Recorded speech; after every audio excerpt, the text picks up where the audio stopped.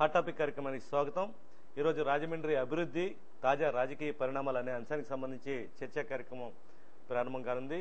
ఈ చర్చా కార్యక్రమంలో తెలుగుదేశం రాష్ట్ర నేత గన్నికృష్ణ గారు, బీజేపీ రాష్ట్ర నాయకులు గరిమెళ్ల చిట్టిబాబు గారు, అదేవిధంగా కాంగ్రెస్ పార్టీ సీనియర్ నాయకులు, ట్రేడ్ యూనియన్ నాయకులు, ఇప్పుడు రాబోయే 1-2 రోజుల్లో కాంగ్రెస్ అభ్యర్థిగా ముందుగా రేసులో ఉన్న వాసంశెట్టి గంగాధరరావు గారు, అందరికీ సుపరిచితులు ఆదిత్య వైద్య సంస్థ అధినేత డాక్టర్ అగస్యరాజు శ్రీనివాస్ గారు, ఛాంబర్ ఆఫ్ కామర్స్ అధ్యక్షులు సామాజికవేత్త అశోక్ కుమార్ జైన్ గారు ఈ చర్చా కార్యక్రమంలో పాల్గొంటున్నారు. మరికొద్దిసేపట్లో రాజమండ్రి సిట్టింగ్ ఎమ్మెల్యే రౌతు సూర్యప్రకాశ్రావు గారు కూడా ఈ చర్చలో జాయిన్ అవుతారు. ముందుగా మనం గన్నికృష్ణ గారి దగ్గర నుంచి వద్దాం.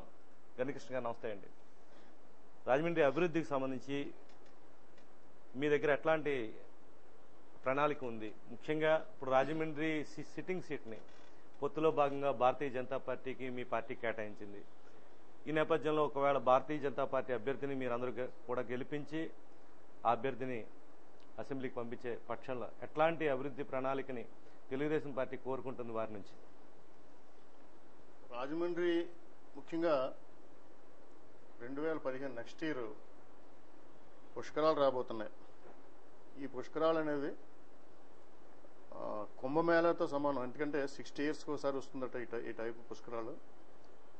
దీనికి అనుగుణంగా ఒక ప్రణాళికని, ఒక మంచి ప్రణాళిక రూపొందించాల్సిన అవసరం రాబోయే ప్రజాప్రతినిధుల మీద, ప్రభుత్వం మీద ఆధారపడి ఉంది. నేను ఎప్పుడూ ఒకటే చెప్తుంటాను. లాస్ట్ టైం మనం కార్పొరేషన్ ఎన్నికల సందర్భంగా మాట్లాడినప్పుడు కూడా, రాజమండ్రి అభివృద్ధి గురించి కూడా చెప్పినప్పుడు కూడా ఏంటంటే, స్టేట్లో అధికారంలో ఉన్న పార్టీ, అదేవిధంగా ఇక్కడ రాజమండ్రి అసెంబ్లీకి ఆ పార్టీ అవ్వచ్చు, ఆ పార్టీ అప్లికేషన్ అవ్వచ్చు, ఏదైనా ఒకటే పార్టీ అభ్యర్థి, అదేవిధంగా ఇక్కడ కార్పొరేషన్లో కూడా అధికారంలో ఉన్న పార్టీ ఒకే పార్టీ ఉంటే ఎలా ఉంటుందో, పుష్కరాలను ఎంత బ్రహ్మాండంగా చేయవచ్చు అనే విషయాన్ని 2003 సంవత్సరంలో రాజమండ్రి పుష్కరాలు నభూతో నభవిష్యత్తులాగా చేసిన సందర్భం మన రాష్ట్ర ప్రజలందరికీ కూడా తెలుసు. అందరూ కూడా మెచ్చుకున్నారు. అప్పుడు చంద్రబాబు నాయుడు గారు కానీ, ఇక్కడ రాజమండ్రిలో ఎమ్మెల్యేగా బుచ్చి చౌదరి గారు కానీ, అప్పుడు కార్పొరేషన్ తెలుగుదేశం పార్టీ హయాంలో ఉండేది. అన్ని పార్టీలు కూడా తెలుగుదేశం పార్టీ హయాంలో ఉండగా ప్రతిపక్షంగా కాంగ్రెస్ వాళ్ళు కూడా అందరూ కూడా దానికి అసోసియేట్ అయ్యి చాలా బ్రహ్మాండంగా తయారు చేశారు. కాబట్టి ఇప్పుడు ఒక రాజమండ్రి ఇప్పుడు మీరు అన్నట్టు పొత్తులో భాగంగా బీజేపీకి కేటాయించడం జరిగింది. బీజేపీ అభ్యర్థి డెఫినెట్గా గెలిచే అవకాశాలు ఉన్నాయి. అప్పుడు చంద్రబాబు నాయుడు గారు ఈ కొత్తగా ఏర్పడిపోయే అనాలి ఇప్పుడు ఆంధ్రప్రదేశ్ రాష్ట్రాన్ని, ఆ రాష్ట్రానికి ముఖ్యమంత్రిగా ఎన్నికయ్యే సూచనలు చాలా ప్రస్ఫుటంగా ఉన్నాయని చెప్పేసి అన్ని సర్వేలు కూడా చెప్తున్నారు. ఈ సందర్భంగా ఇక్కడ ఒక బ్రహ్మాండంగా పుష్కరాలు నిర్వహించవలసిన అవసరం ఎంతైనా ఉంది. అవకాశాలు కూడా ఉన్నాయి. ఈ కాంబినేషన్ మళ్ళీ వర్కౌట్ అయితే అవ్వాలి కూడా, అవుతుందని మేము భావిస్తున్నాం. ముఖ్యంగా రాజమండ్రిలో సమస్యలు చాలా ఉన్నాయి. సమస్యలు పేరుకుపోయి ఉన్నాయి. మనం గతంలో కూడా డిస్కస్ చేసినట్టు ఇక్కడ దీన్ని ఈ డ్రైనేజ్ సిస్టమ్ కానీ, లేకపోతే రోడ్లు నిర్వహణ కానీ ఇవన్నీ కూడా ఆటోమేటిక్గా పుష్కరాలు వచ్చేటప్పటికి ఎలాగైనా జరుగుతాయి ఇవన్నీ కూడా.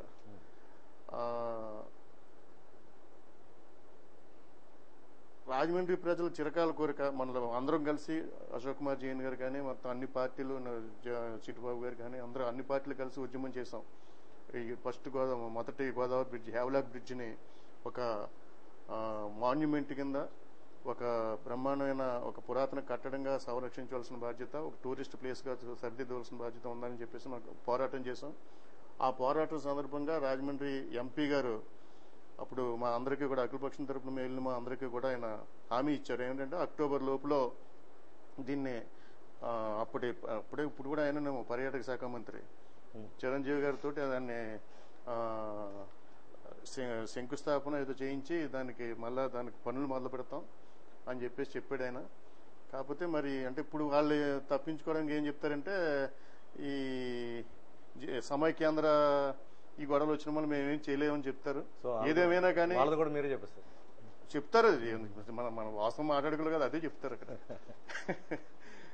ఇప్పుడు రాజసూర్ ప్రకాశ్ గారు వచ్చి ఉంటే అదే చెప్తాడు ఆయన కూడా. టూరిజం స్పాట్ గా అది చేయాలి. రాజమండ్రి చుట్టుపక్కల కూడా బ్రహ్మాండంగా కడియం నర్సరీలు కానీ లేకపోతే అక్కడ ఎప్పటి నుంచో అందరు నోట్ల ఉంటా కూడా అది దొలుతూనే ఉంటుంది. అక్కడ పిచ్చికి లంకనే ఇవన్నీ కూడా చాలా బ్రహ్మాండంగా చేయాలి అది అని చెప్పేసి మెటీరియల్ అవ్వలేదు.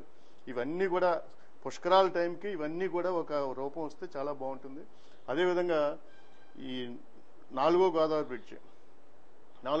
బ్రిడ్జ్ని అప్పట్లో జక్కమూడి రామ్మోహన్ రావు గారు మినిస్టర్గా ఉండగా అది దాన్ని శంకుస్థాపన చేసినట్టున్నారు. అది 2012లోనే స్టార్ట్ అయిపోతుందని ఆయన జీవితకాలంలోనే ఆయన చెప్పేవాడు ఆయన రామ్మోహన్ రావు. మరి ఆయన నిజంగా అతను మా ప్రతిపక్ష పార్టీ అయినా కానీ మేము ఆయనకి వ్యతిరేక పార్టీలో ఉన్నా ఆయన ఒక రకంగా కార్యసాధకుడు అతను ఉంటే డెఫినెట్ గా అయ్యి ఉండేదేమో. కానీ అది ఇప్పుడు కూడా ఇంకా అంటే కొన్ని ఈ భూసేకరణ విషయంలో కొన్ని హైకోర్టులో కేసులే నడిచిన వాళ్ళు డిలే అయిందని అంటున్నారు. కానీ అవన్నీ కూడా సెటిల్ అయిపోయినా కానీ ఇంకా ఎందుకు డిలే అవుతుందనే విషయాన్ని మరి ప్రభుత్వాలు చెప్పాలి, అధికారంలో ఉన్న ప్రభుత్వం చెప్పాల్సిన అవసరం ఉంది.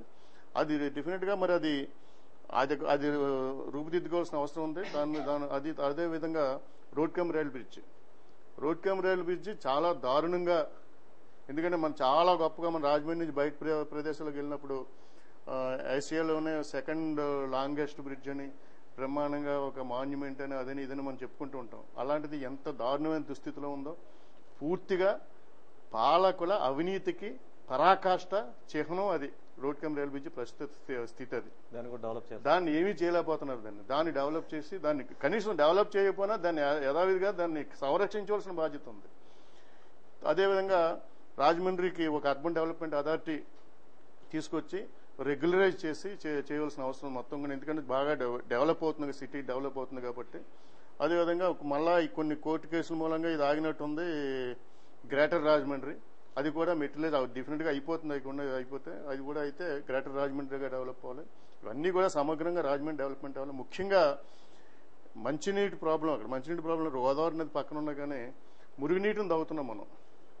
గతంలో మరి ఆయన వాసంశెట్టి గంగాధరం గారు ఉన్నారా లేదా ఆ టీంలో నాకు తెలియదు, కానీ అరుణ్ కుమార్ గారు వీళ్ళందరూ అక్కడికి వెళ్ళి పేపర్ మిల్లో అక్కడికి వెళ్ళి ఏదో మీటింగ్లోనే ఏదో మెషిన్లు ఓపెనింగ్ అప్పుడు ఎప్పుడో నాకు బాగా గుర్తు, ఒక 5-6 ఏళ్ల క్రితం, పేపర్ మిల్ వాసన లేదే మేము బతకలేము అన్నాడు ఆయన.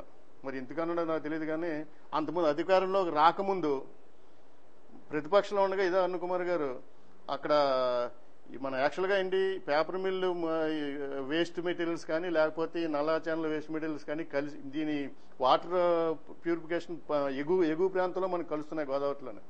సో వర్చువల్ గా మనం ఆ శుద్ధి చేసేదని చెప్పబడుతున్న వాటర్ను మనం తాగుతున్నాం. ఇక్కడ ఆయన ఏమన్నాడంటే అక్కడెక్కడో లంకలో పెడతామని చెప్పాడు ఆయన, వెంకటనగరం అవతల ఎక్కడో పెడతామని చెప్పాడు ఆయన. అది ఎంతవరకు పెట్టారనేది మనకు అందరికీ తెలుసు. అది అధికారంలో ఉన్నప్పుడు ఒక మాట, లేనప్పుడు ఒక మాట అన్నాయి. సో కానీ ఇలాంటి అన్ని ప్రాబ్లమ్స్ ఉన్నాయి. మనం ఏదో పుష్కరాలు తయారైపోతున్నాం లేకపోతే రాజమండ్రిని బ్రహ్మాండంగా డెవలప్ చేసుకోబోతున్నాం అనుకునే ముందు ఇట్లాంటి మౌలికమైన సమస్యలన్నీ తీర్చుకోగలిగితే ముందు చాలా ప్రధాన సమస్య చేయొచ్చు. చాలా ప్రధాన సమస్య అది. ఇంకా మళ్ళీ వద్దాం కృష్ణ గారు, మీరు చెప్పండి. గంగాధర్ గారు, మీకు ఎలాంటి విజన్ ఉంది? రాజమండ్రి అభివృద్ధి విషయంలో ఎట్లాంటి సమస్యలు ఇంకా పేరుకుపోయి ఉన్నాయి? మన సిటీని ముందుకు తీసుకెళ్లాలంటే, అంటే ఇతర సిటీస్తో పోటీ పడే విధంగా రాజమండ్రి అభివృద్ధిని మనం తీసుకురావాలంటే మీకు ఎలాంటి ఆలోచనలు ఉన్నాయి? అందరికీ నమస్కారం. ముఖ్యంగా రాజమండ్రి సిటీ వరకు వస్తే ప్రధానమైనటువంటి సమస్య తాగునీటి సమస్య. ఈ తాగునీటి సమస్య అనేది చాలా కాలం నుంచి పెరిగిపోయినటువంటి సమస్య. మేము ఆ రోజున 2002, 2007 వరకు ఉన్నటువంటి కార్పొరేటర్గా నేను పనిచేస్తున్నప్పుడు ఈ ఏదైతే పేపర్ మిల్ యొక్క విడుదల చేసినటువంటి పొల్యూటెడ్ వాటర్ ఏదైతే ఉందో, రసాయనిక వాటర్, ఆ వాటర్ మీద ప్రత్యేకించి ఒక టీమ్గా వెళ్ళాం. కార్పొరేటర్స్ అందరం కూడా వెళ్ళాం. చాలా పెద్ద ఎత్తున నిరసన తెలియజేసాం. చాలా పెద్ద ఎత్తున దాని మీద ఢిల్లీకి దీనికి సంబంధించినటువంటి మెటీరియల్స్ అన్నీ పంపించాం. మా స్థాయికి అందనంత వరకు మేము ఎంతవరకు వెళ్ళాలో అంతవరకు వెళ్ళగలిగాం. కానీ ఏం జరిగిందైతే మాకైతే తెలియదు. కానీ అలాగే రాజమండ్రిలో ఉన్నటువంటి మురుగునీరు ఏదైతే ఉందో, ఆ మురుగునీరు సరిగ్గా వచ్చి రాజమండ్రి ఏదైతే వాటర్ ప్లాంట్ ఉందో చేసేది, ఆ వాటర్ వర్క్స్ యొక్క పైన మరి గోదావరిలోకి విడుదల చేస్తున్నారు. దాని మీద కూడా పెద్ద ఎత్తున ఉద్యమం చేయడం జరిగింది. అది కూడా జరిగిన తర్వాత దీన్ని తీసుకెళ్లి ఇంటేక్ పాయింట్ని ఎదర పెడదాం, పేపర్ మిల్ అవతల, లేకపోతే మధ్య స్తంభం దగ్గర ఎక్కడ దుక్కుని పెట్టి ఇంటేక్ పాయింట్ని తీసుకుంటే రాజమండ్రి కొంతమేరకైనా చేయగలుగుతామని చెప్పేసి అన్నారు. కానీ ఈ రోజు వరకు జరగల. మొట్టమొదటిగా తీసుకోవాల్సింది రాజమండ్రిలో ఈ ఎక్కువగా కడుపుకు సంబంధించినటువంటి వ్యాధులతో బాధపడేవారు ఈ రాజమండ్రి వాటర్ తాగిన తర్వాతే ఈ రకమైనటువంటి వ్యాధుల బాధను పడుతున్నారు. మొట్టమొదటిగా చేయాల్సింది ముక్కు నీరుని ఏదైతే ఉందో అది రాజమండ్రి సైక్లింగ్, ఈ వాటర్ని సైక్లింగ్ చేసుకుని మళ్ళీ తిరిగి అదే వాటర్ని మనం విడుదల చేసినటువంటి వాటర్ని డైరెక్ట్గా మళ్ళీ దాన్ని కేవలం క్లోరినేషన్ వేసి మళ్ళీ కాస్త ఫిల్టర్ చేసుకుని మళ్ళీ తాగవలసినటువంటి దుస్థితి ఏర్పడుతుంది.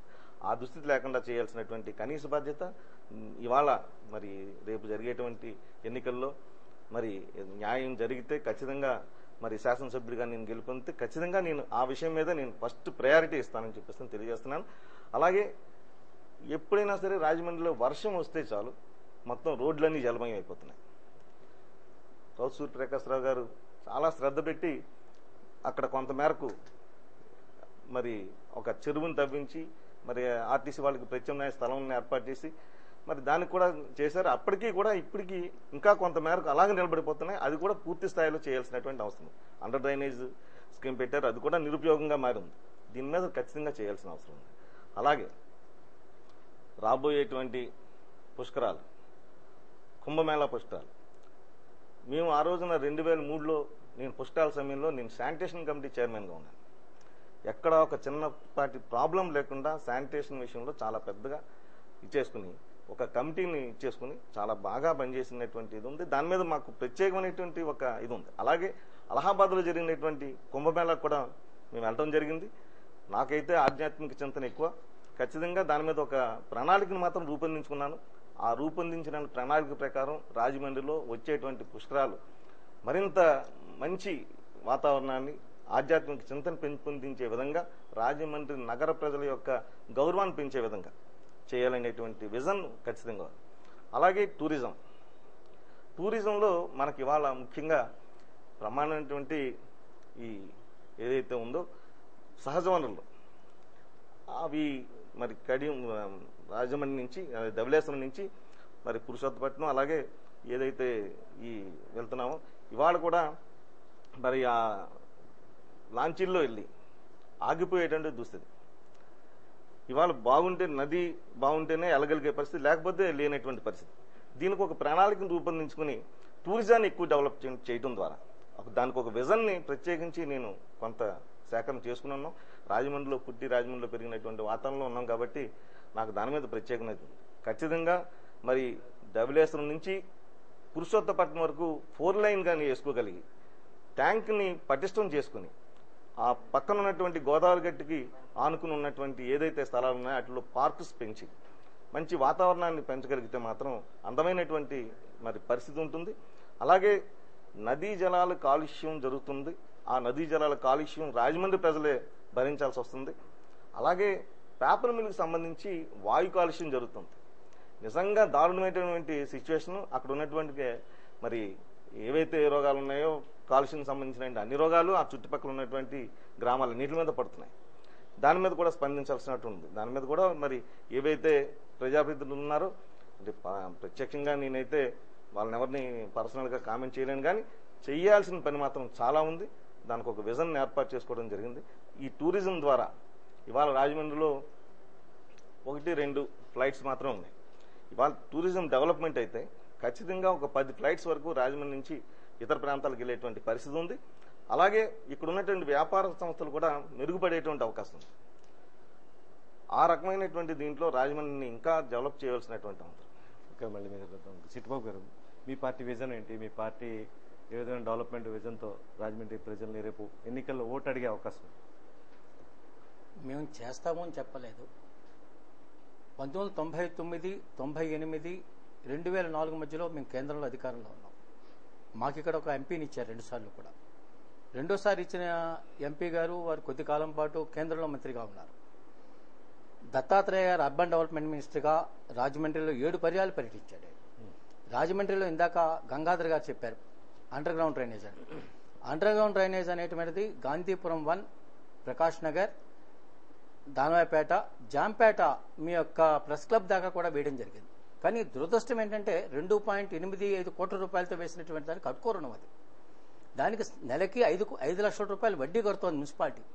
కానీ దాన్ని యూటిలైజ్ చేయలేపారు ఈ రోజుకి కూడా. అది ఇవాళ కండెమ్ అయిపోయిందని చెప్తున్నారు ఇంజనీర్లు. ఎవరు బాధ్యులు దానికి? ఆ వడ్డీ ఎవరు బాధ్యత తీసుకుంటారు? చాలా చోట్ల లారీలు కూడా దిగిపోతున్నాయి. దిగిపోవడం కాదు, ఆ గొట్టం కూడా 6 mm వేశారు, 6 inches వేశారు. అది మేము దాన్ని పెద్దది వేయాలని ఎంత చెప్పినా సరే ఆ రోజు అధికారులు మా మాట వినలే. 1, 2 ఇదే విధంగా ఊరంతా వేసేటువంటి అవకాశం ఉంది. మన రాజమండ్రికి మాత్రమే అవకాశం ఉంది, కాకినాడలో అవకాశం లేదు.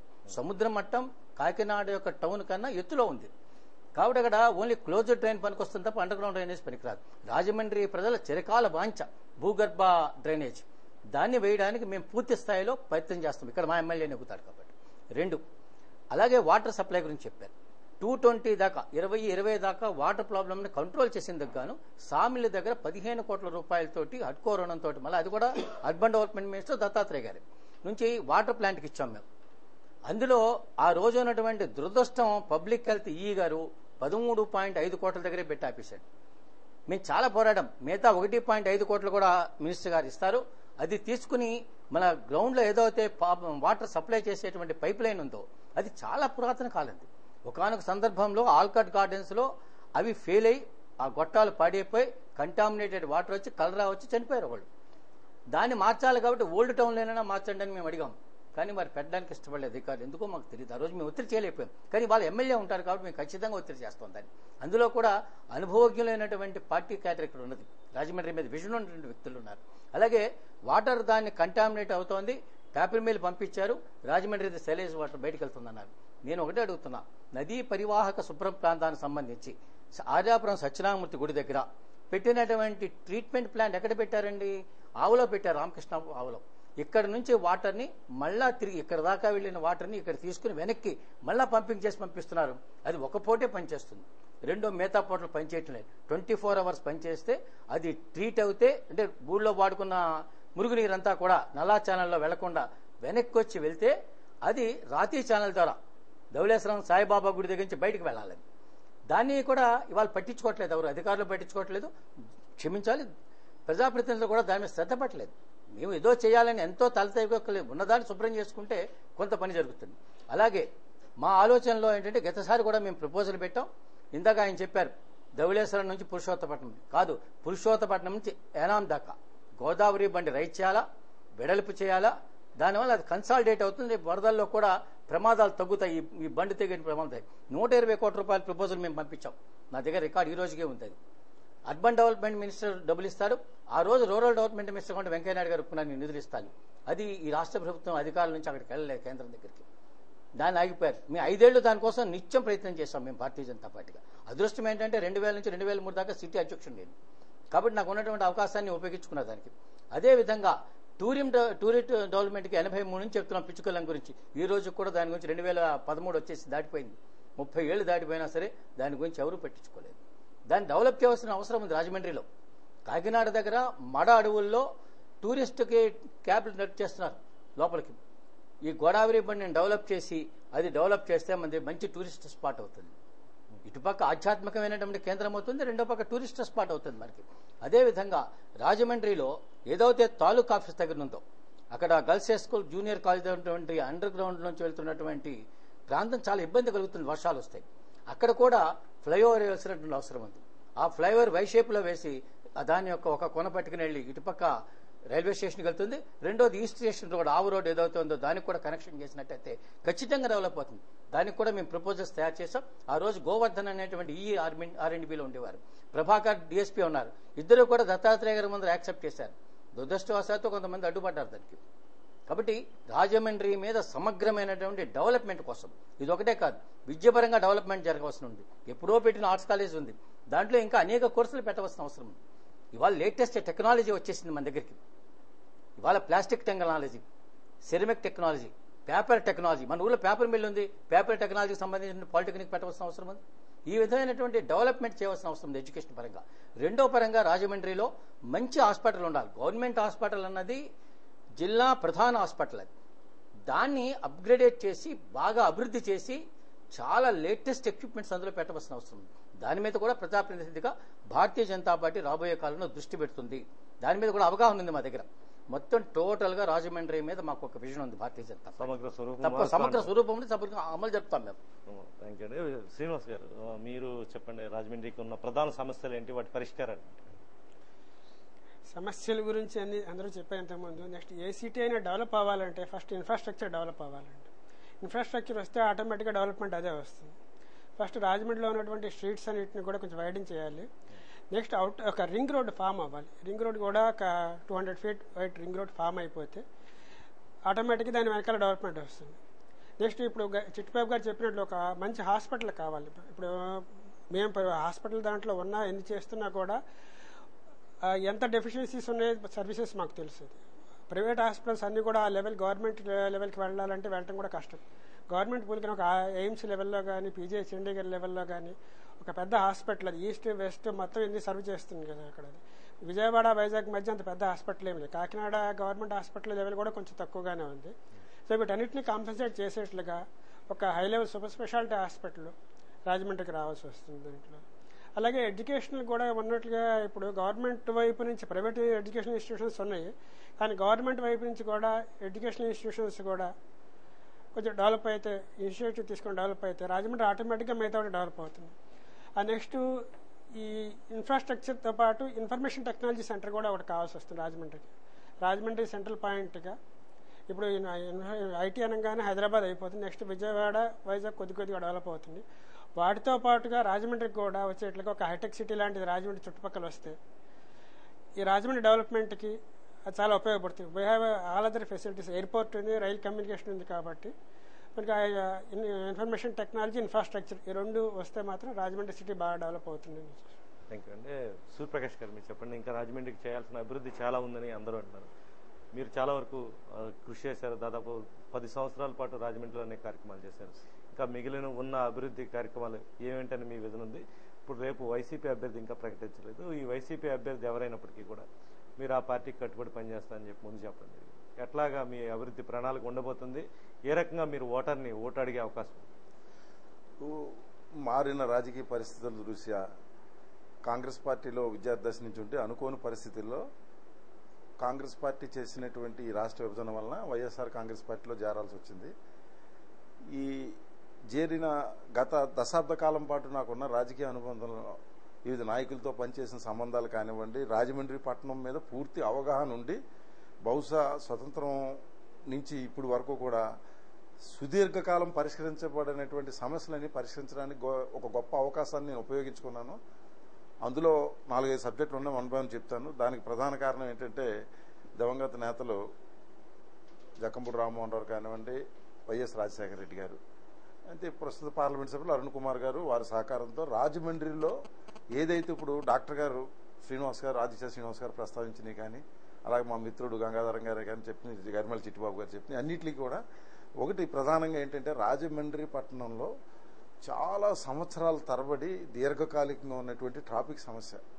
దాంట్లో రాజమండ్రి గతంలో ఎప్పుడు చూసిన ట్రాఫిక్ దిగ్బంధనంలో రాజమండ్రి, దీన్ని ఏ విధంగా కాపాడాలనే దాని మీద మరి నేనైతే మాత్రం దివంగత నేతలు రాజశేఖర రెడ్డి, జక్కంపూడి రామ్మోహన్ రావు, అలాగే ప్రస్తుత పార్లమెంట్ సభ్యులు అరుణ్ కుమార్ గారి నేతృత్వంలో ఒక రింగ్ రోడ్ అనేది ఏదైతే డాక్టర్ గారు చెప్పారో అది ఆల్రెడీ రూపొందించాం. ఎలా రూపొందించామంటే రోడ్ కమ్ రైల్ బ్రిడ్జి నుంచి వచ్చేటువంటి వాహనాలు కోటిపల్లి బస్ స్టాండ్ నుంచి రాకుండా 4-వే లైన్ బ్రిడ్జి 900 కోట్లతో 4-వే లైన్ బ్రిడ్జి అది ఆల్రెడీ ఆగస్ట్కి అయిపోవాలి, కానీ కొన్ని ఫైనాన్షియల్ క్రైసిస్ వల్ల ఇంకో 4-5 మంత్స్ లేట్ అవుతుంది. దానివల్ల ఊర్లోకి రావు, డైరెక్ట్గా వచ్చినటువంటి అటు అందరూ కూడా మనకేంటంటే ఊరికి 30 కిలోమీటర్స్ దగ్గర అని చెప్పి ఆ రోడ్ను ఉపయోగించుకొని పంగిడి అక్కడ ఉన్న నల్లజర్ల రోడ్ను ఉపయోగించుకొని అందరూ అటు వస్తున్నారు. ఆయిల్ కన్జంప్షన్ ఉంటుంది అన్ని, దాన్ని దృష్టిలో పెట్టుకుని ఎంత అయినా దాన్ని ఆ రోడ్ని ఉపయోగించడానికి 900 కోట్లతో 4-వే లైన్ బ్రిడ్జి రాజమండ్రిలో రాకుండా వచ్చేసి ఎప్పుడైనా ఎవరైనా రోడ్ కమ్ రైల్ బ్రిడ్జిలో ఊర్లోకి వచ్చినటువంటి వాహనాలు కూడా NH5కి వెళ్ళడానికి ILTD ఫ్లైఓవర్ డైరెక్ట్గా వచ్చి లెఫ్ట్ టర్న్ తిరిగి స్టేషన్ దగ్గర నుంచి ILTD ఫ్లైఓవర్ వెళ్ళడానికి డైరెక్ట్గా NH5కి వెళ్ళిపోతారు. అసలు ఊర్లోకి వాళ్ళు వచ్చి ఊర్లోకి వెళ్లాల్సిన పని లేకుండా అటుపక్క నుంచి ఇటుపక్క నుంచి కంప్లీట్గా 2 పక్కల నుంచి కూడా డైవర్షన్ చేసినటువంటి బ్రిడ్జీలు అన్ని కూడా చేయడం జరిగింది.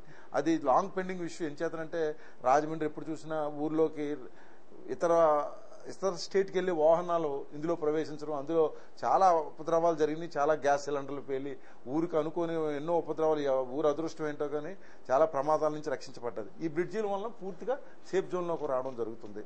అలాగే రాజమండ్రిలో మరో దీర్ఘకాలిక సమస్య ఏంటంటే ముంపు సమస్య అనేది నేను గత నాయకులు ఏ శివరెడ్డి గారు వీళ్ళందరూ మున్సిపల్ చైర్మన్ ఉన్నప్పుడు పడవల్లో వెళ్ళినటువంటి సంఘటన 5 రోజులు 6 రోజులు మరి మర్చిపోయి ఉంటారేమో జనం. ఏం చేస్తుంటే జరిగిపోయిన పనుల తర్వాత మర్చిపోతుంటారు. పడవల్లో 5-6 రోజులు తుమ్మలం, ఆర్యాపురం, సీతంపేట, లింగంపేట అన్ని కూడా 5-6 రోజులు నీళ్లలో ఉండి నేను వచ్చిన 10 సంవత్సరాల్లో కూడా దివంగత నేత రాజశేఖర రెడ్డి గారు ఇదే ముంపు ఉన్నప్పుడు ఆయన వచ్చి చూసి ఎందుకు ఈ ఊరు ఇలా ఉందంటే ఏం లేదంటే ఒక పక్క గోదావరి ఫ్లడ్స్ వచ్చినప్పుడు హైట్ ఉంటుంది, ఇటు ఈ ప్రాంతం అంతా పల్లం అంటే వచ్చినటువంటి డ్రైనేజ్ వాటర్ ఇవన్నీ కూడా ఇక్కడ మొత్తం అంతా ఇక్కడ ఫ్లో ఇక్కడికి వస్తుందంటే ఏం చేస్తే దీన్ని పరిరక్షించబడుతుంది అంటే కంప్లీట్గా ఎప్పుడో పాత ఈశ్వరెడ్డి గారు 10 HP మోటార్స్ అన్నీ ఉన్నాయంటే కంప్లీట్గా ఎంత గ్రావిటీ ఆఫ్ వాటర్ వస్తే ఆ వాటర్ని లిఫ్ట్ చేయగలిగినటువంటి పంపింగ్ సిస్టము ఈ ఫ్లడ్స్ టైంలో నీరు పల్లం ఎరుగు నిజం దేవుడు ఎప్పుడు నీరు అనేది ఎంత చేసినా పల్లంలోకి వస్తుంది. మనం దీనికి పచ్చని ఊరు అంతా ఖాళీ చేయలేం కదా, దీనికి ఆ పంపింగ్ సిస్టము. అలాగే ఎడిషనల్ గతంలో ఉన్న చెరువులన్నీ పూర్తి చేశారండి. రాజమండ్రిలో ఉన్నటువంటి చెరువులు గతంలో రికార్డులోకి వెళ్తే ఉన్న చెరువులన్నీ కూడా టీటీడీ కళ్యాణ మండపం కానీ సీతంపేట దగ్గర ఉండేటువంటి రిజర్వాయర్స్ మనకు ల్యాండ్ కావాలి ఇమీడియట్గా ఏంటంటే చెరువు కప్పెట్టుకుంటే దాని ల్యాండ్ వాడుకోవడం. అదృష్టం కొద్ది ఏంటంటే మన కంబాల చెరువు ఒకటి మన సోదరులు గని కృష్ణ గారి వలన ఇంకా దాన్ని ప్రొటెక్ట్ అయ్యి అది కొద్దిగా రక్షించబడ్డది. కానీ అక్కడ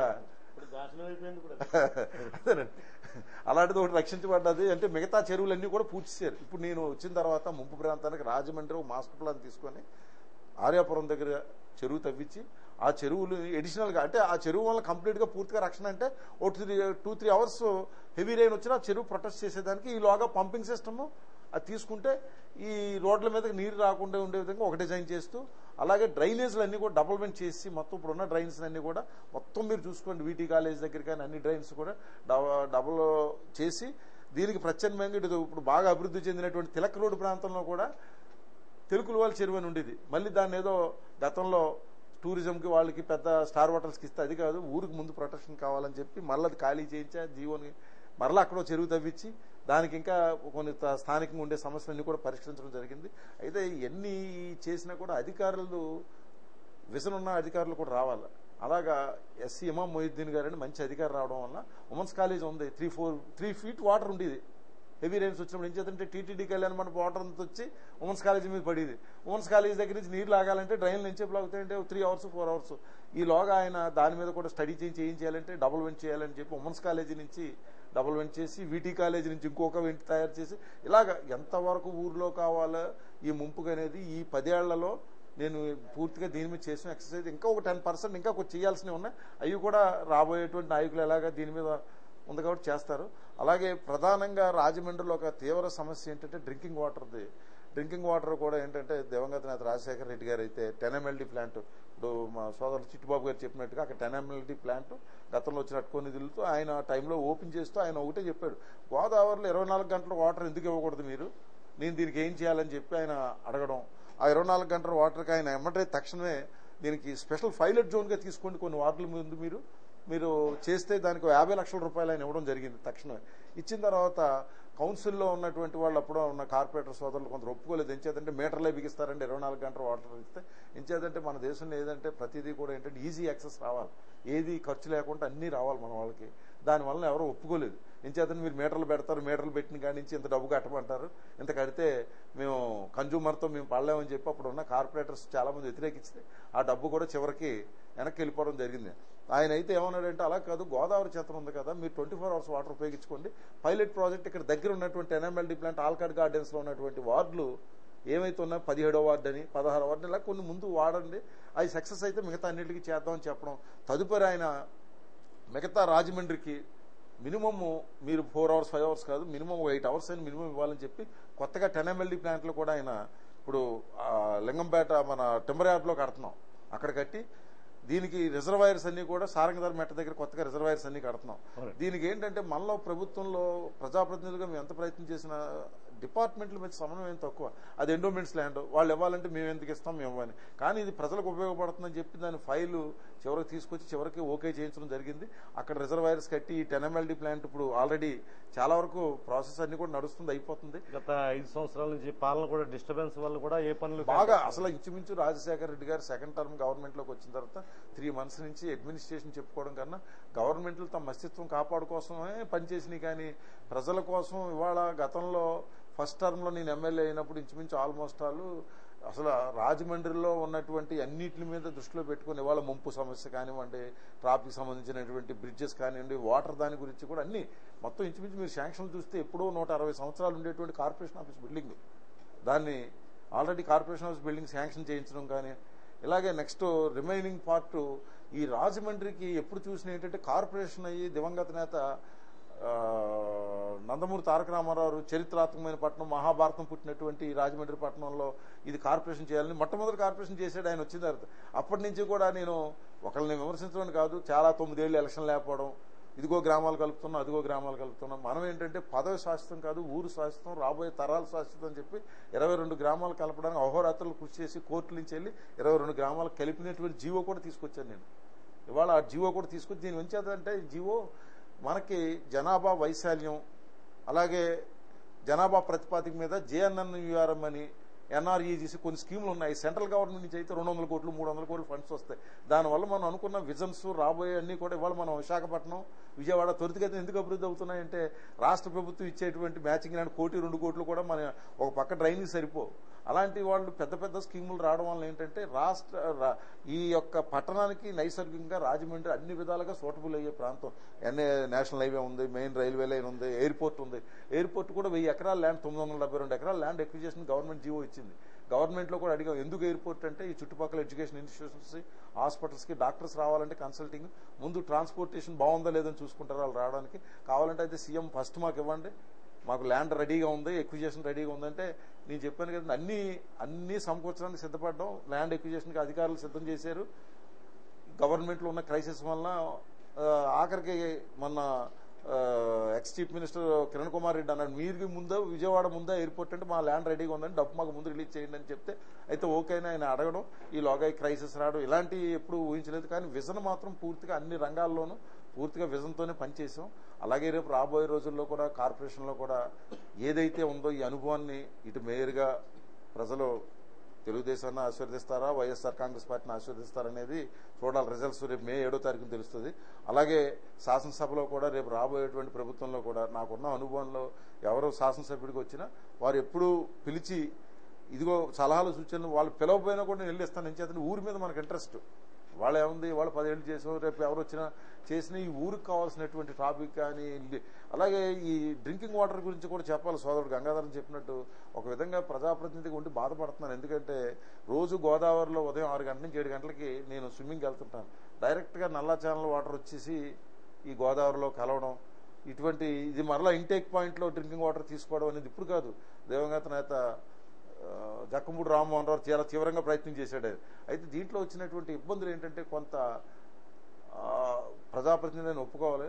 అధికారుల్ని మేనేజ్మెంట్ చేసేటువంటి కార్పొరేట్ దిగ్గజాల ముందు ఈ ప్రభుత్వాల యొక్క సత్తా సరిపోదని మాత్రం నేను నిస్సందేహంగా చెప్పగలను. ఏం చేతంటే నిజం ఒప్పుకున్నారు. ఒప్పుకోవాలి. చెప్పిన దాంట్లో ముందు కారణం ఏంటంటే DFID నిధులు వచ్చాయి 2002లో. దాని నుంచి ఏం చేశారంటే మల్లాయపేట నుంచి డైరెక్ట్గా రాజానగరం వెళ్ళేటువంటి పాయింట్ దాకా దాకా పెద్ద రోడ్డు వేయాలి. కానీ దాన్ని ఏం చేశారంటే దురదృష్టవశాత్తు మన కోరకొండ రోడ్డు ఏదైతే వెళ్తుందో అక్కడ దాకా కట్ చేసి ఒక 50 లక్షలతో రోడ్డు వేశారు. రెండో 50 లక్షలకి వెళ్ళి జైలు ఎదురకుండా కందకాలు దబ్బేశారు. ఇప్పుడు లేదు చిట్టుబాబు గారు, దానికి కూడా ఇప్పుడు హర్ష్ కుమార్ గారి ఇంటి దగ్గర నుంచి కొత్తగా డ్రైన్స్ ఇవన్నీ కూడా వేరే లేదా అది? ఇవన్నీ జల అది తుఫాన్ 50 లక్షల నాటిలో రూపాయలు అవసరం పెట్టించాను. లేదు. దానివల్లనే అది వాటి అప్పుడు నేను దగ్గర రాలేదు, మధ్యలో. నేను రాకముందు జరిగి ఉండాలి. అది జరిగింది, జల ఇక్కడ తుఫాన్లో పడింది వాటర్. పెట్టానండి. ఓకే. జల అది తుఫాన్ వాటి డ్రైన్స్ దగ్గర అన్ని కూడా పడింది. అవుతున్నాయండి అది మొత్తం. జల తుఫాన్ నిధులు రాలేదు, డిస్కషన్ రైళ్ల తుఫాన్ రాలేదు. సెకండ్ రౌండ్ లోకి వద్దామండి. అది ఒకసారి మిగతా వాళ్ళు కూడా సార్. జైన్ గారు మీరు చెప్పండి, మీరు చూసిన విజన్లో రాజమండ్రి ఇంకా ఏ విధంగా డెవలప్ కావాల్సి ఉంది, ఇంకా ఏ విధంగా నాయకులు రేపు రాబోయే రోజుల్లో చేయాల్సిన అవసరం ఉంది? రాజమండ్రికి ఉన్నటువంటి అవకాశాలైతే ఈ రాష్ట్రంలో ఇంకా ఏ నగరానికి లేవు.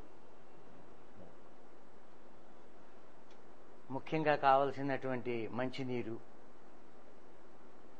శాంతియుతమైన వాతావరణం, చుట్టుపక్కల ఉండేటటువంటి ప్రదేశం, రైల్వే, ఎయిర్పోర్ట్, ఇవన్నీ ఉన్నప్పటికీ కూడా ఎంత జరుగుతున్నా ముఖ్యంగా మంచినీటి సమస్య అనేది, అది అందాక ప్రకాశ్రావు గారు చెప్పారు చూశారండి, అది నిజంగా గతంలో అయితే కనీసం పేపర్ మిల్ మేనేజ్మెంట్ మీద ప్రభుత్వానికి కొంతైనా కళ్ళం ఉండేది. 26% ఉండే షేర్లని 2004లో ఎన్నికలు ప్రకటించిన తర్వాత చడి చప్పుడు కాకుండా మేనేజ్మెంట్కి అమ్మేశారు. మేనేజ్మెంట్ అవి రాగానే స్వయం నిర్ణయాధికారం వచ్చింది కాబట్టి తీసుకెళ్లి అమెరికా వాడికి అప్పచెప్పేశారు. ఈవేళ అక్కడ గేటు బయట మన బొమ్మలు పెట్టారు, ఎవరిని లోపల రానివ్వరాళ్ళు. ఆ పరిస్థితి. పైగా అమెరికా మేనేజ్మెంట్, అమెరికా అని అనగానే ముందు మనం ఎక్కడ లేని డిసిప్లిన్ మనకు వచ్చేస్తుంది, ఎవడు అమెరికా వాడు కాబట్టి.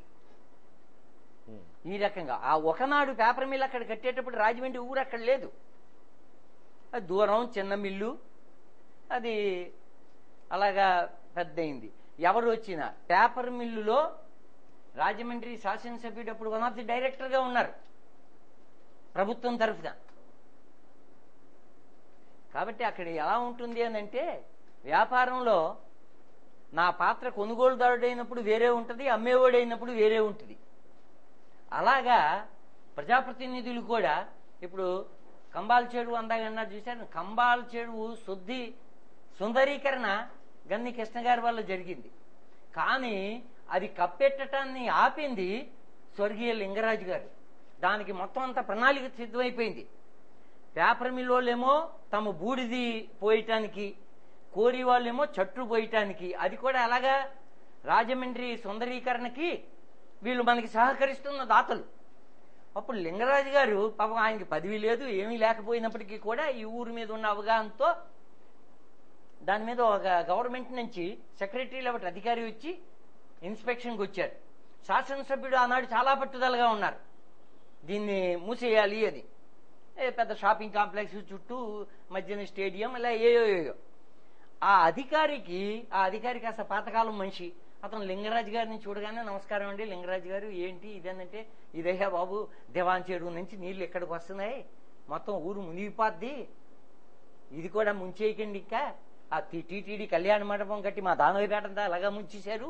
అంటే ఒకనాడు చెరువులు కట్టి వాళ్ళు ఇప్పుడు మనకి ఎలా ఉంటుందంటే, మనమే అభ్యుదయవాదులం, పాతకాలం వాళ్ళు ఏమీ తెలియని వాళ్ళు.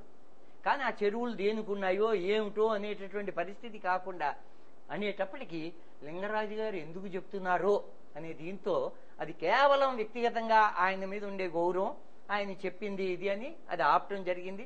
ఆ తర్వాత స్థానికంగా పత్రికల్లో ఊరు అభివృద్ధికి అడ్డుపడుతున్న వీళ్ళు ఇలాగా చాలా విమర్శలు అవి జరిగాయి. ఏది ఏమైనప్పటికీ కూడా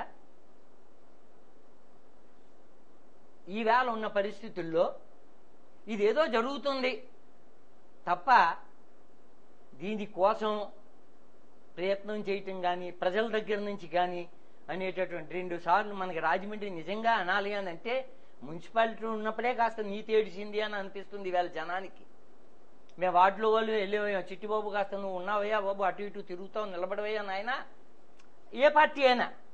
ఈవేళ ఏ పరిస్థితిలో ఉంది, మనం ఎవరిని నిందించడానికి, ఈ అభివృద్ధి జరగటం లేదా ఇంకోట, బిల్డర్స్, కార్పొరేటర్స్ ఆ రకమైనటువంటి స్థాయి నుంచి వచ్చేటప్పుడు లేదు, ఈ ఎన్నికైనటువంటి ప్రజాప్రతినిధి ఒకరినో ఇద్దరినో గుమాస్తాలను బారేస్తున్నాడు ఈ ప్రజా సమస్యలు చూడటానికి.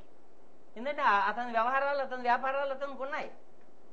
ఈ రకం కాబట్టి మౌలికంగా అభివృద్ధి అనేటటువంటి ఇది అన్నప్పుడు ప్రజల్లో నుంచి రావాలి. ఈ ఊరు అనేటప్పుడు ప్రజల నుంచి. ఎందుకంటే ఈవేళ డెమోక్రసీలో మనం ఆ ప్రభుత్వం అలాంటిది, ఈ ప్రభుత్వం అలాంటిది అని నిందించే హక్కు మనకి లేదు. సర్వ హక్కులు నా దగ్గర ఉన్నాయి. ఓటు హక్కు నా దగ్గర ఉంది. ఒక మంచివాడిని ఎన్నుకున్నా, ఒక పనికి మాలిన వాడిని ఎన్నుకున్నా అది నేను ఎన్నుకుంటున్నాను. అంత సర్వ హక్కులు నా దగ్గర ఉన్న తర్వాత అక్కడ ఒక పనికిరాని ప్రభుత్వం వచ్చిందో లేకపోతే ఇంకో రకంగా వచ్చిందో అని చెప్పే హక్కు ప్రజలకు ఎక్కడిది అసలు? ఈవేళ రాజమండ్రి కార్పొరేషన్ 2 సార్లు వచ్చిన తర్వాత మున్సిపాలిటీ ఉన్నప్పుడు కాస్త ఎవడైనా అందుబాటులో 2 అయినప్పుడు అవినీతి నిలయం అయిపోయింది. ఈవేళ కనీసం అది కొంతవరకు ఎన్నికల వ్యయం తగ్గాలి అని అంటే ఓటర్ చైతన్యం అనేది కాబట్టి సామాన్యుడి దగ్గర నుంచి నాయకత్వం రావాలి.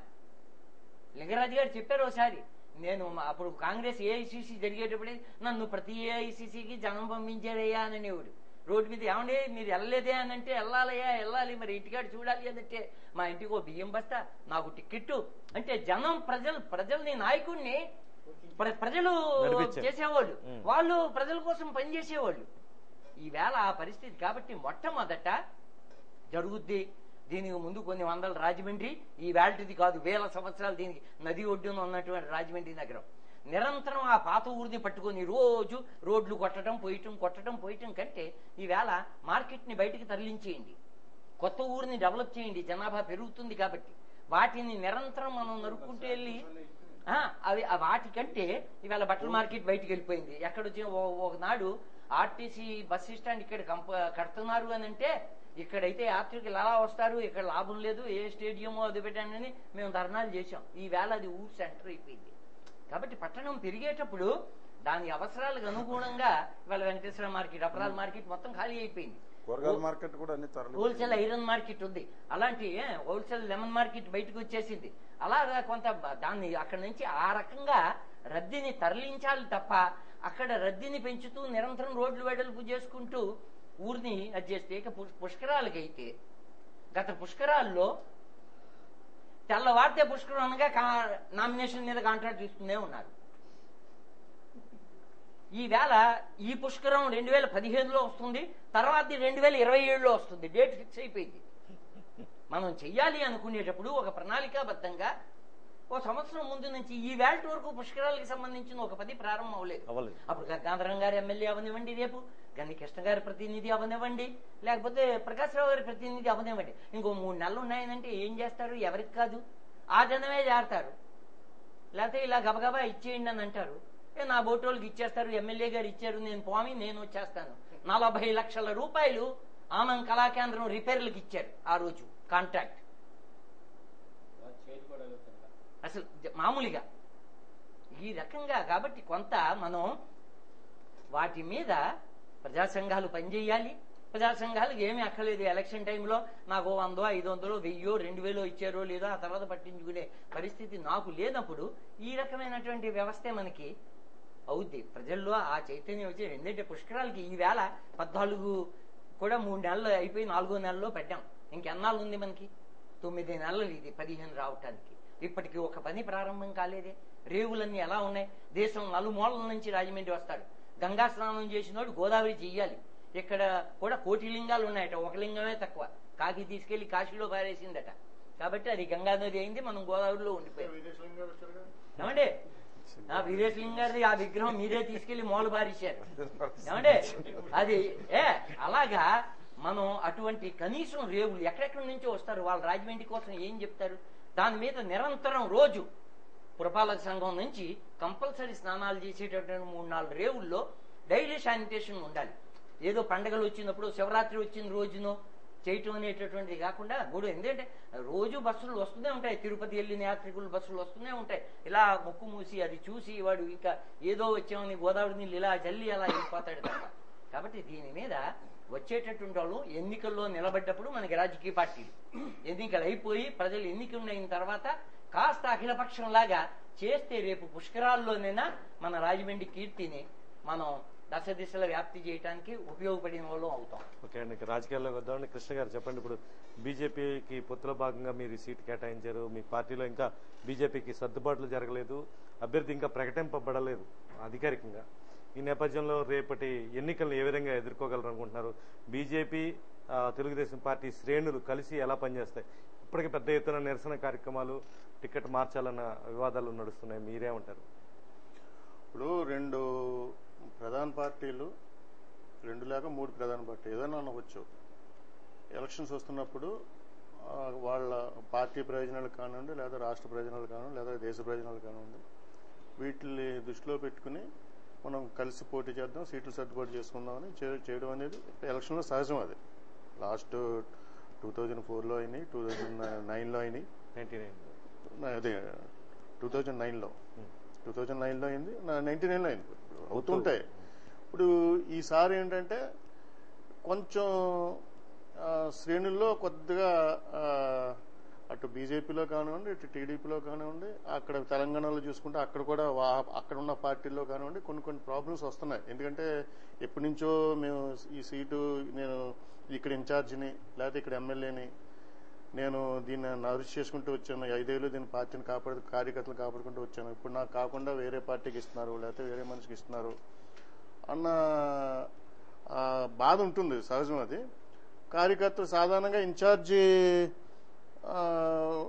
ఇవ్వడం ఉంటే ఆ ఇన్ఛార్జిని బట్టే ఆ పార్టీ యంత్రాంగం కూడా ఉంటుంది. వాళ్ళకి కావాల్సిన వాళ్ళ యంత్రాంగం తయారు చేసుకుంటాడు ఏ లీడర్ అయినా కానీ. దాన్ని బట్టి వీళ్ళందరూ కూడా మా నాయకుడికి టికెట్ రాకుండా చేస్తున్నారు అని చెప్పే ఉద్దేశంతో వాళ్ళు కూడా కొంత రివోల్ట్ అవుతారు. కానీ ఇవన్నీ కూడా తాత్కాలికం. నేను చెప్పేది ఏంటంటే ultimate party decision is supreme. Definite గా ఇవి వచ్చే 2-3 రోజుల్లో ఇవన్నీ కూడా సర్దుబాటు అవుతాయి. రేపు 15వ తారీఖు అంటే ఎల్లుండి చంద్రబాబు నాయుడు గారు రాజమండ్రి వస్తున్నారు. రాజమండ్రి వచ్చిన తర్వాత ఆయన మాట్లాడతారు, అందరితో మాట్లాడతారు. డెఫినెట్ గా I think they should not be any problem. అందరూ కలిసికట్టుగా పనిచేస్తాం. ఇప్పటికీ ఇంకా 2 లిస్ట్ వచ్చినా కానీ ఇంకా అభ్యర్థి ప్రకటించని పరిస్థితి కనిపిస్తుంది. ఎందువల్ల ఇంకా డిస్టర్బెన్స్, ఇంకా టికెట్ మారే అవకాశాలు కనిపిస్తుంది? టికెట్ మారదనేది మళ్ళీ అగైన్ అదే చెప్తాను, party decision is supreme. Chandrababu Naidu గారు ఎవరినైనా ఒక ఎల్లైనైనా పొల్లైనా నిలబెట్టి ఈయన మీ క్యాండిడేట్ అంటే పార్టీ పనిచేయాల్సిన అవసరం ప్రతి ఒక్కటి పార్టీ సిద్ధాంతాలు కట్టుబడి పార్టీలో ఉన్న ప్రతి కార్యకర్తకు ఉంది. అది డెఫినెట్గా ఏ పార్టీ అయినా సరే, మా పార్టీ అయినా ఏ పార్టీ అయినా కానీ. కాబట్టి దాంట్లో వేళ బీజేపీతో ఒకవేళ పొత్తు రాజమండ్రి విషయం లేదు, లేకపోతే సీటు మారుస్తున్నాం మనమే తీసుకుంటున్నాం అన్నా కానీ మేము సిద్ధం. ఏదైనా నేను ఫస్ట్ నుంచి ఈ ఇష్యూ ఈ ఎపిసోడ్ స్టార్ట్ అయినప్పటి నుంచి కూడా నేను చెప్తున్నాను, party decision is supreme. Party ఎవరికి ఇస్తే వాళ్ళు చేస్తాం. ఎవరికి ఇప్పుడు మీరు అన్నట్టు ఇన్ఛార్జ్ గారు బుచ్చి చౌదరి గారు ఇస్తే వెల్కమ్, ఆయనకి ఇస్తే చేస్తాం. నేను ఆశించాను టికెట్, బట్ చంద్రబాబు నాయుడు నిర్ణయమే తుది నిర్ణయం. ఇవాళ బీజేపీకి ఇచ్చామని చెప్పి పేపర్లో వస్తున్నాయి, ఆయన ఏం చెప్పలేదు ఇంకా మాకు. పేపర్లో వచ్చిన పేపర్ల వార్తలు, మీడియా వార్తలు చూస్తున్నాం మేము. అంటే బీజేపీతో కలిసి పనిచేయలేమని కొన్ని శ్రేణులు ఇవన్నీ కూడా ఇవన్నీ తాత్కాలికం, టెంపరీ అండి. నేను చెప్తున్నాను, మీరు ఎలాగ సందర్భం వచ్చిందిగా నేను చెప్తున్నాను, కార్యకర్తలందరికీ కూడా, రాజమండ్రి సిటీలోని కార్యకర్తలందరికీ కూడా, తెలుగుదేశం పార్టీ కార్యకర్తలందరూ కూడా నేను తెలియజేసింది ఏంటంటే, కొంతమంది కొన్ని ప్రచారాలు చేస్తున్నారు. ఏంటంటే ఇక్కడ రాజమండ్రిలో అసెంబ్లీ ఎలక్షన్స్కి సైకిల్ గుర్తు లేదు కాబట్టి, ఉండదు కాబట్టి మీరు మాతో కలిసి పనిచేయండి, మీకు కావాల్సిన అన్ని సౌకర్యాలు చేస్తాం, అన్ని సదుపాయాలు చేస్తాం అని చెప్పేసి వాళ్ళని ప్రలోభాలకు గురి చేయడం అనే కార్యక్రమాలు గత 2 రోజులుగా జరుగుతున్నాయి. నా దృష్టికి వచ్చింది, నేను చాలా మందిని కూడా చేశాను. వేళ ఏదో ఎక్కడో పెట్టిన మీటింగులకు కూడా ఇలాగా జనాలు పోగేసి వెళ్దామన్న ఉద్దేశంతో చేసిన ఉద్దేశం కూడా ఉంటుంది. నేను కార్యకర్తలందరికీ కూడా ఈ మీడియా ద్వారా నేను చేసే విజ్ఞప్తి ఏంటంటే, ఎవరు కూడా తొందరపడవలసిన అవసరం లేదు. సైకిల్ గుర్తు అనేది ఎందుకంటే ఒక పొత్తులో భాగంగా ఇవాళ రేపు సైకిల్ గుర్తు ఉండొచ్చు, లేకపోతే కమలం ఉండొచ్చు, ఏదైనా కానీ party decision is supreme. Party ఏం నిర్ణయిస్తే దానికి కట్టుబడి ఉండాల్సిన అవసరం ఉంది. ఒకవేళ ఒక పొత్తులో భాగంగా ఒక బీజేపీ కాకుండా మనకిస్తే, బుచ్చి చౌదరి గారికి ఇచ్చినా ఇంకొకరికి ఇచ్చినా మనం చేస్తాం.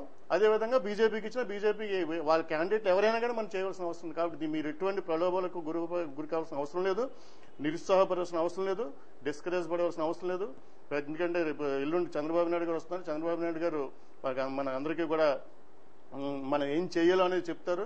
దాన్ని బట్టి మనందరం కూడా ముందుకెళ్లాల్సిన అవసరం ఉంది. ఏదేమైనా కానీ రాష్ట్రానికి ముఖ్యమంత్రి చంద్రబాబు నాయుడు గారు అవ్వాలి. అదే జయంతో మనందరం కలిసి పనిచేయాలి. చిట్టిబాబు గారు, చాలా చిత్రమైన పరిస్థితి రాజమండ్రిలో. అంటే ఇక్కడ మోడీ ప్రధాని అవ్వాలి అంటే సైకిల్కి వేయాలి, అదేవిధంగా చంద్రబాబు సీఎం కమలానికి వేయాలి. ఎట్లాగే ఇప్పుడు ఈ పొత్తు కూడా ఇంకా సరిగ్గా అతుక్కోలేదు, రేపు 15 తారీఖు గట్టిగా అతుకుతుందని చెప్తున్నారు. ప్రస్తుతం నిరసనలు అలా కాదు, రాజమండ్రి టికెట్ బీజేపీకి ఇచ్చామన్న విషయం మీడియాలో చెప్పిందే కానీ చంద్రబాబు నాయుడు గారు చెప్పారా? చెప్పలేదుగా అప్పటి వరకు. నేను అనేది అదే, అధికారికంగా ఇంకా అధికారికంగా రాలేదు. ఒకవేళ అధికారికంగా ఒకవేళ బుచ్చి చౌదరి గారికి టికెట్ ఇచ్చాం, లేదా ఇంకొక ఎల్ఐకో పొల్లైకి ఇచ్చాం అంటే వాళ్ళకి చేస్తాం సైకిల్ గుర్తుకి. లేదు బీజేపీకి ఇచ్చాం, కమలం గుర్తు చిట్టుబాబు గారికి ఇచ్చాం, లేకపోతే ఇంకొకరికి ఇచ్చాం చేయాల్సిందే. అది నేను చెప్పేది అది. అంతేగాని పొత్తు ఇంకా అతుక్కోలేదని నేనేం చెప్పట్లే. సారీ, రాజమండ్రి వరకు ఇంకా సెట్ కాని పరిస్థితి.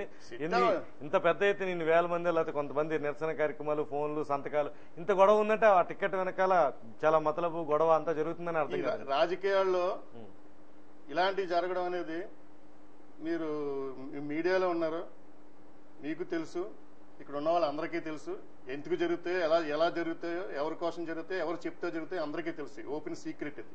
దాని గురించి మనం పెద్దగా డిస్కస్ చేసి మనం ఆ వ్యూవర్స్ టైం వేస్ట్ చేయడం కానీ మన టైం వేస్ట్ చేసి అర్బన్ సీటు విషయంలో ఇంకా స్పష్టత రాలేదు అన్నానికి ఏం లేదండి. ఎందుకంటే బీజేపీకి అలాట్ అయిందని అధికారికంగా ప్రకటించలేదు తప్ప ఆల్మోస్ట్ బీజేపీ నేను చెప్పేది ఒకటే సార్, బీజేపీకి అలాట్ అయితే చర్చలు చేయవలసిందే ప్రతి ఒక్కరు. పార్టీ కార్యకర్త వాళ్ళు ప్రతి ఒక్కరు చేయవలసిందే.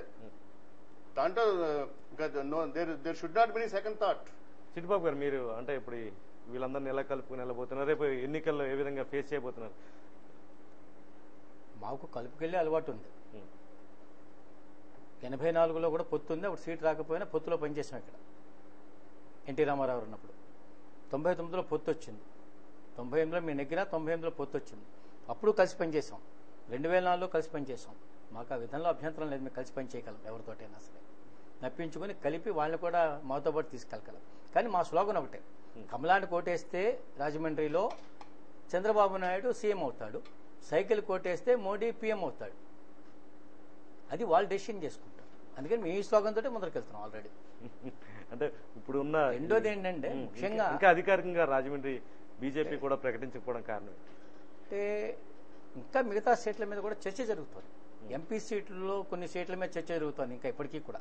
ఇవాళ కూడా వీర్రాజు గారు జాతీయ నాయకుడిగా ఉండి ఇవాళ సెలక్షన్ కమిటీలో మెంబర్గా ఉన్నటువంటి వ్యక్తి ఇవాళ కూడా ఢిల్లీలోనే ఉన్నాడు, రాజమండ్రి రాలేదు ఆయన. ఇంకా అక్కడే కూర్చొని చర్చ జరుగుతుంది. ఇంకా హరిబాబు గారు ఉన్నారు, ఈయన ఉన్నారు, వీళ్ళందరూ కూర్చొని చర్చ చేస్తున్నారు. ఇవాళ ఏ విధంగానైనా సరే రాష్ట్రంలో తెలుగుదేశం అధికారంలోకి వస్తే కేంద్రంలో మోడీ అధికారంలోకి రావాలి. మీకు అందుతున్న సంకేతాలను బట్టి సీట్ మారే అవకాశం ఉందా? బీజేపీకి ఆల్రెడీ కన్ఫర్మ్ అయింది, వీర్రాజు గారు క్యాండిడేట్ అన్న ప్రచారం కరెక్ట్ అంటారు?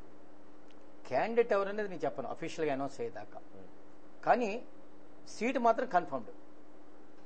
మాకున్న ఇన్ఫర్మేషన్ ప్రకారంగా అర్బన్ రూరల్? అర్బన్.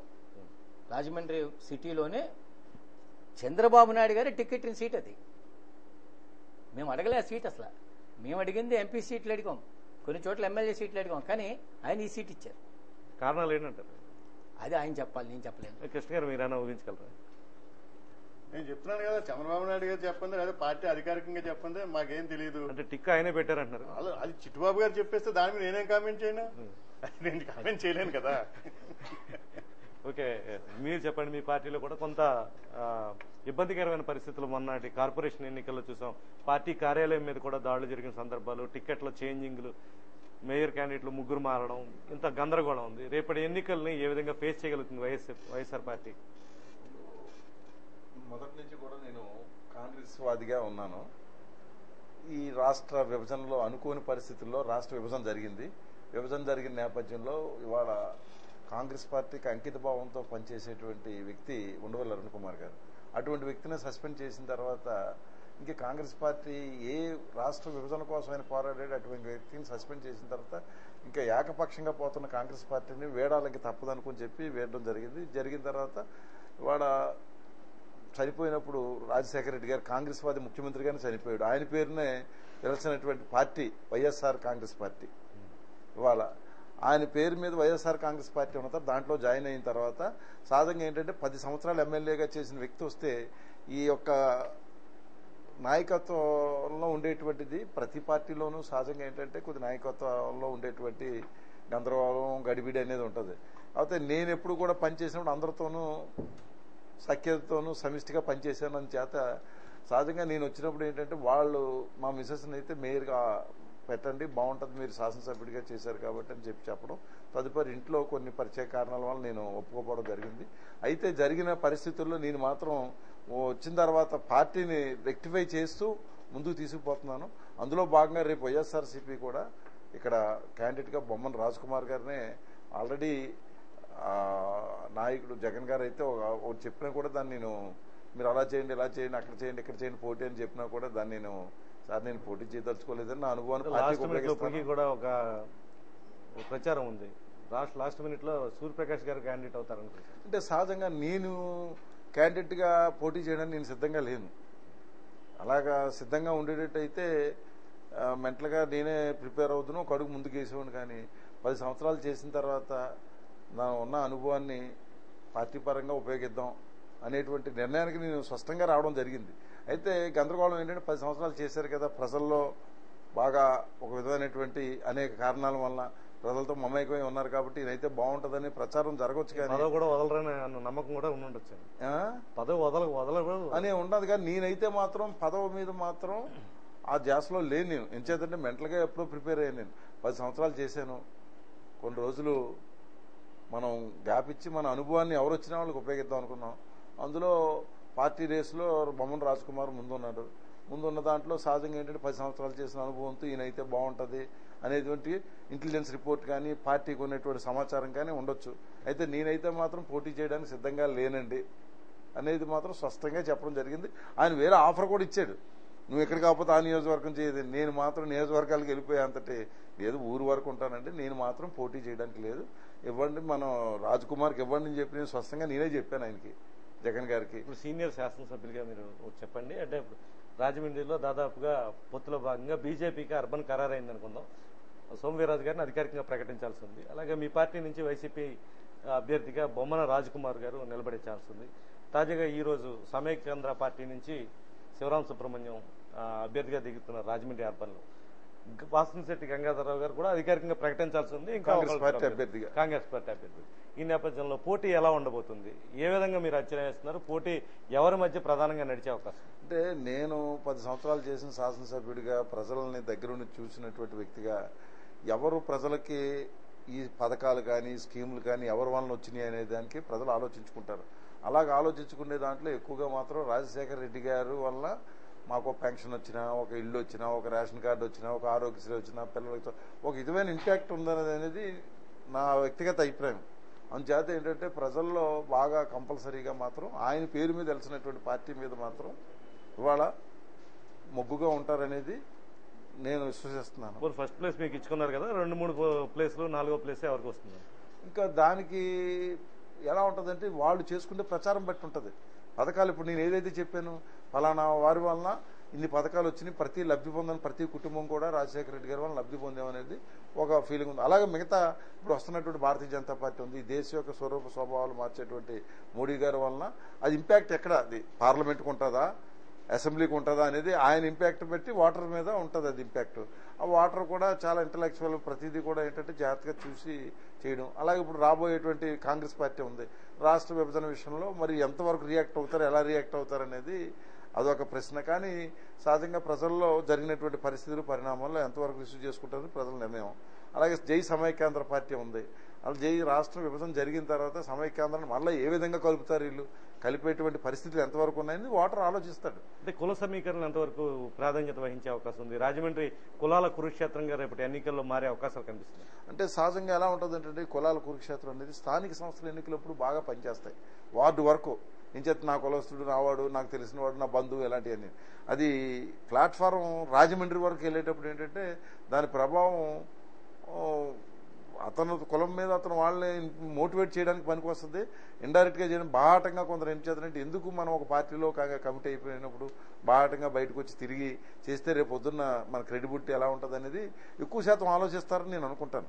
కానీ స్థానిక వరకు అయితే పనిచేస్తుంది. ఏం చేద్దంటే మావాడు మాకు సంబంధించిన పార్లమెంట్లో పనిచేయదంటారు. అదే అసెంబ్లీలు పార్లమెంట్లో మీరు ఎక్కడైనా దేశంలో చూసుకోండి అలా కుల ప్రభావం వల్ల ఎక్కడో రేరు ఇండిపెండెంట్ పలానా కొన్ని కారణాల వల్ల ఇతనికి సీట్ ఇవ్వలేదు కాబట్టి ఆ కులం వాళ్ళంతా ఏకమైపోయి ఇది మాకు అన్యాయం చేశారనేది ఎక్కడో అక్కడక్కడ జరుగుతుంటాయి. కానీ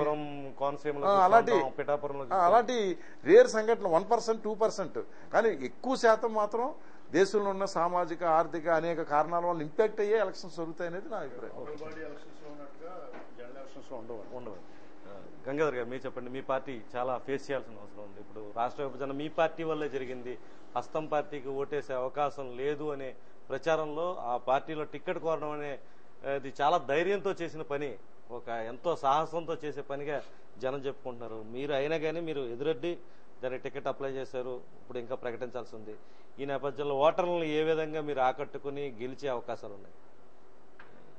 రామనారాయణ గారు, యాక్చువల్గా అయితే దరిదాపు ఒక 36 సంవత్సరాల నుంచి ఈ రాజకీయ నేపథ్యం ఉంది నాకు.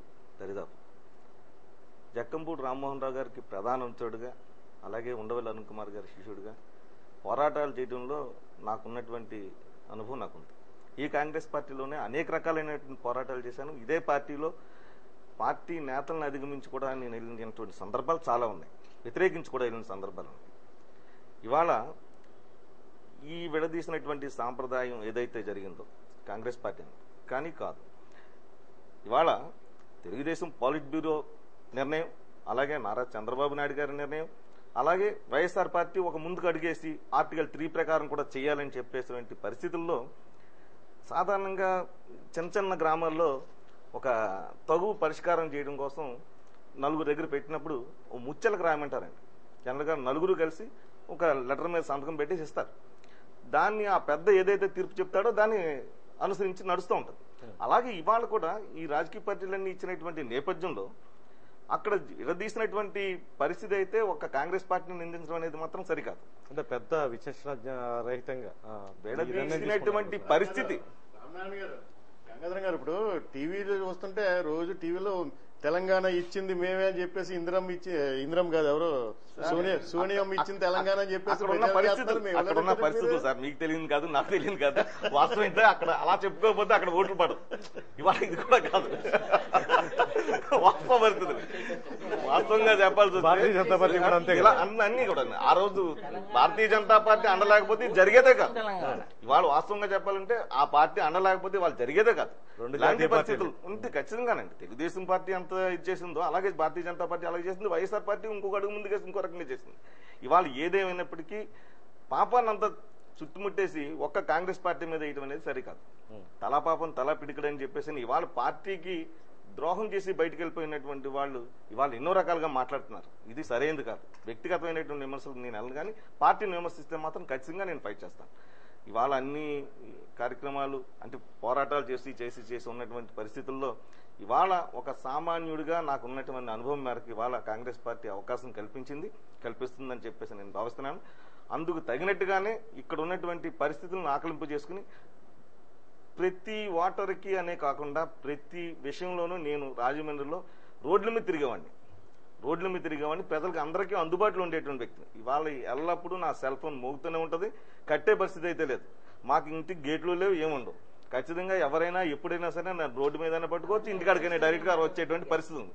అందువల్ల అందరికీ అందుబాటులో ఉండేటువంటి వ్యక్తిని కాబట్టి ఇవాళ దాన్ని బేస్ చేసుకునే నేను ఇవాళ ఎదరగలుగుతున్నాను.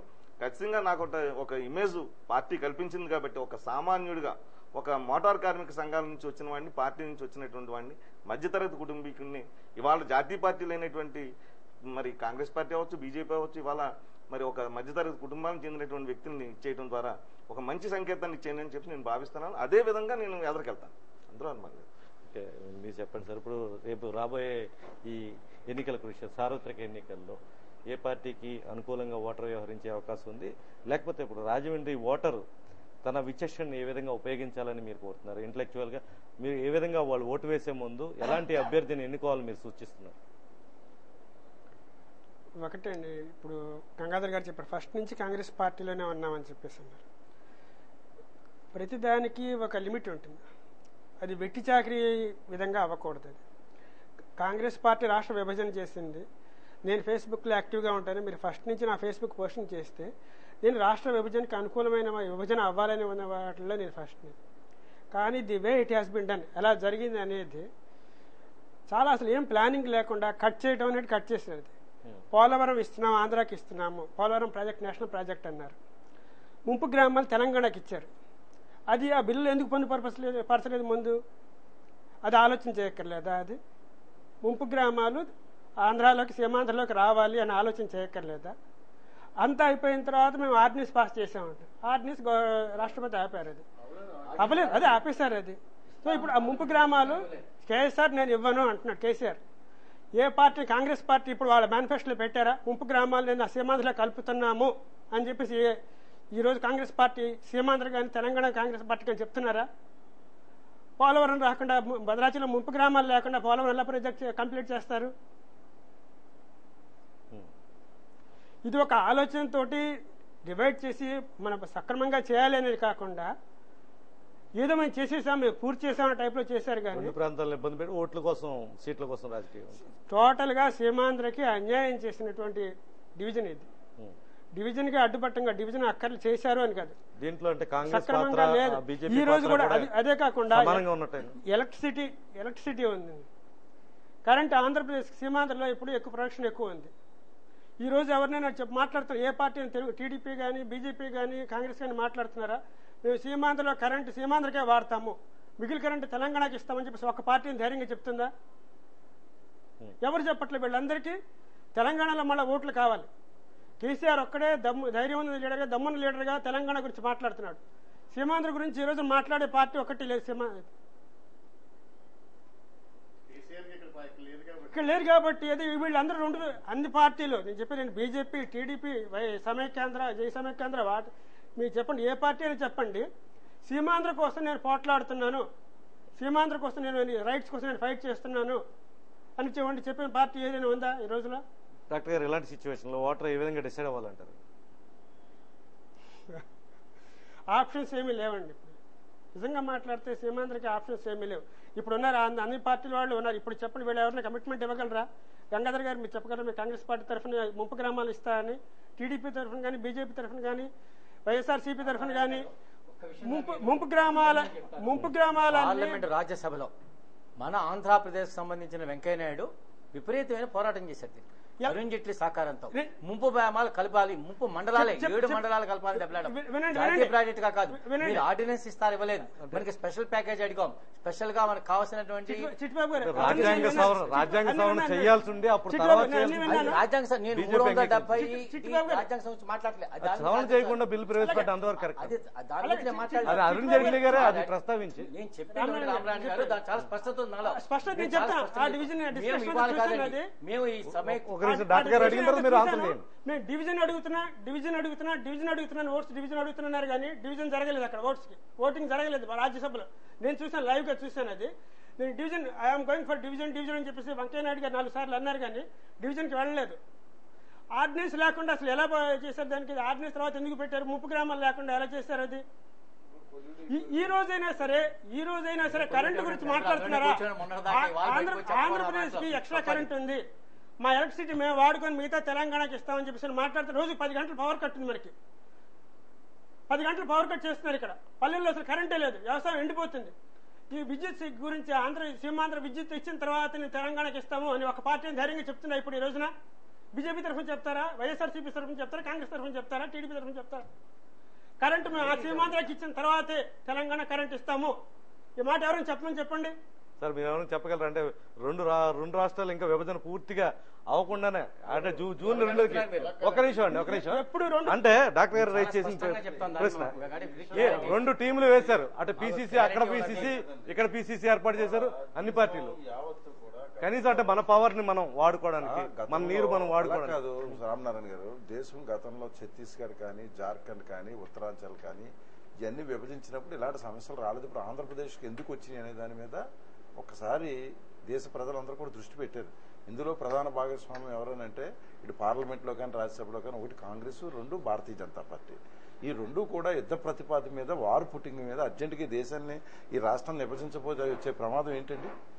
అదే సార్ ఇప్పుడు ఏంటి డిక్లేర్ ప్రమాదం? చేశారు. ఇప్పుడు ఏమండి డిస్కషన్ అర్జెంట్ మనకు గా ఆప్షన్స్ టైం బౌండ్ ఇచ్చారు పెట్టి కాబట్టి టైం బౌండ్ లో కేక్ కోసినట్టు కోసేయాలని అంటే ఈ రాష్ట్ర ప్రజలు ఎంతటి మానసిక శోభకు రాబోయే తరాల్లో ఎంతటి అసెంబ్లీలో ఏం తీర్మానం చేశాం? అసెంబ్లీలో తిరస్కరించాం తీర్మానం.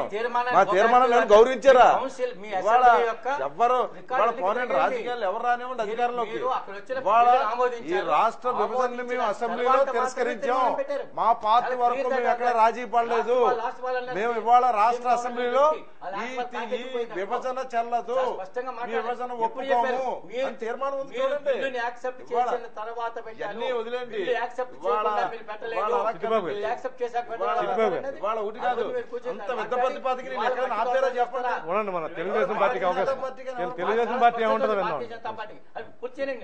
భారతీయ జనతా పార్టీకి చాలా స్పష్టత ఉంది. మిగతా పార్టీల్లో ఇద్దరిద్దరికి విడిపోయారు. తెలంగాణ సీమాంధ్రలో, రాజమండ్రిలో, కాకినాడలో, ప్రతి ఊర్లోనే మేము సస్పెండ్ చేసేసి చాలా స్పష్టతగా ఉన్నాం. తలుపులేసింది మీ పార్టీ వాళ్ళు, స్ప్రే కొట్టింది ఇవాళ మీ పార్టీ వాళ్ళు. ఏంటి చరిత్రలో డెవలప్మెంట్ మీద మాట్లాడారు. రాజ్యసభలో కూడా ప్లే కార్డులు పెట్టారు తప్ప ఎవరు కూడా తెలిసా కూడా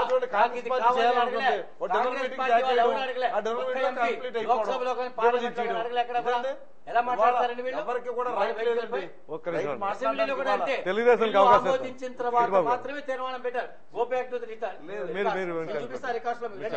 హానెస్ట్ గా మాట్లాడాలంటే అబౌవ్ ది పాలిటిక్స్ అంటే బీయింగ్ పొలిటీషియన్ అయినా కానీ అబౌవ్ ది పాలిటిక్స్ మాట్లాడాలంటే ఇక్కడ సూర్యప్రకాశ్ రావు గారు చెప్పొచ్చు, చిట్టిబాబు గారు చెప్పొచ్చు, ఇంకొకరు చెప్పొచ్చు. సామాన్యుల మనోవేదన డాక్టర్ గారు దానికి సమాధానం చెప్తాను. తిలా పాపం తలా పిడికిడు అన్నట్టుగా ఈ విభజన అనే కార్యక్రమంలో అందరిది పాత్ర ఉంది. కొంచెం ఎక్కువ అవ్వచ్చు, కొంచెం తక్కువ అవ్వచ్చు. దాని గురించి ఇప్పుడు ఆయన పార్టీ నుంచి బయటకు వచ్చేసరికి కాబట్టి ఆయన అలా మాట్లాడడం అనేది భావ్యం కాదు. లేకపోతే ఇంకొకరు మాట్లాడడం. ఈయనేమో రాజ్యసభలో మేము అడిగాం కదండి, లోక్సభలో ఎందుకు అడగలేదు? లోక్సభలో జరిగిన ఇన్సిడెంట్ ఏమిటి? సరే బిల్లు పెట్టేటప్పుడు ఇన్సిడెంట్ ఏంటి? పెప్పర్ స్ప్రే కొడితే ఆవిడ బయటకు వెళ్ళిపోయే పరిస్థితి తీసుకొచ్చారు.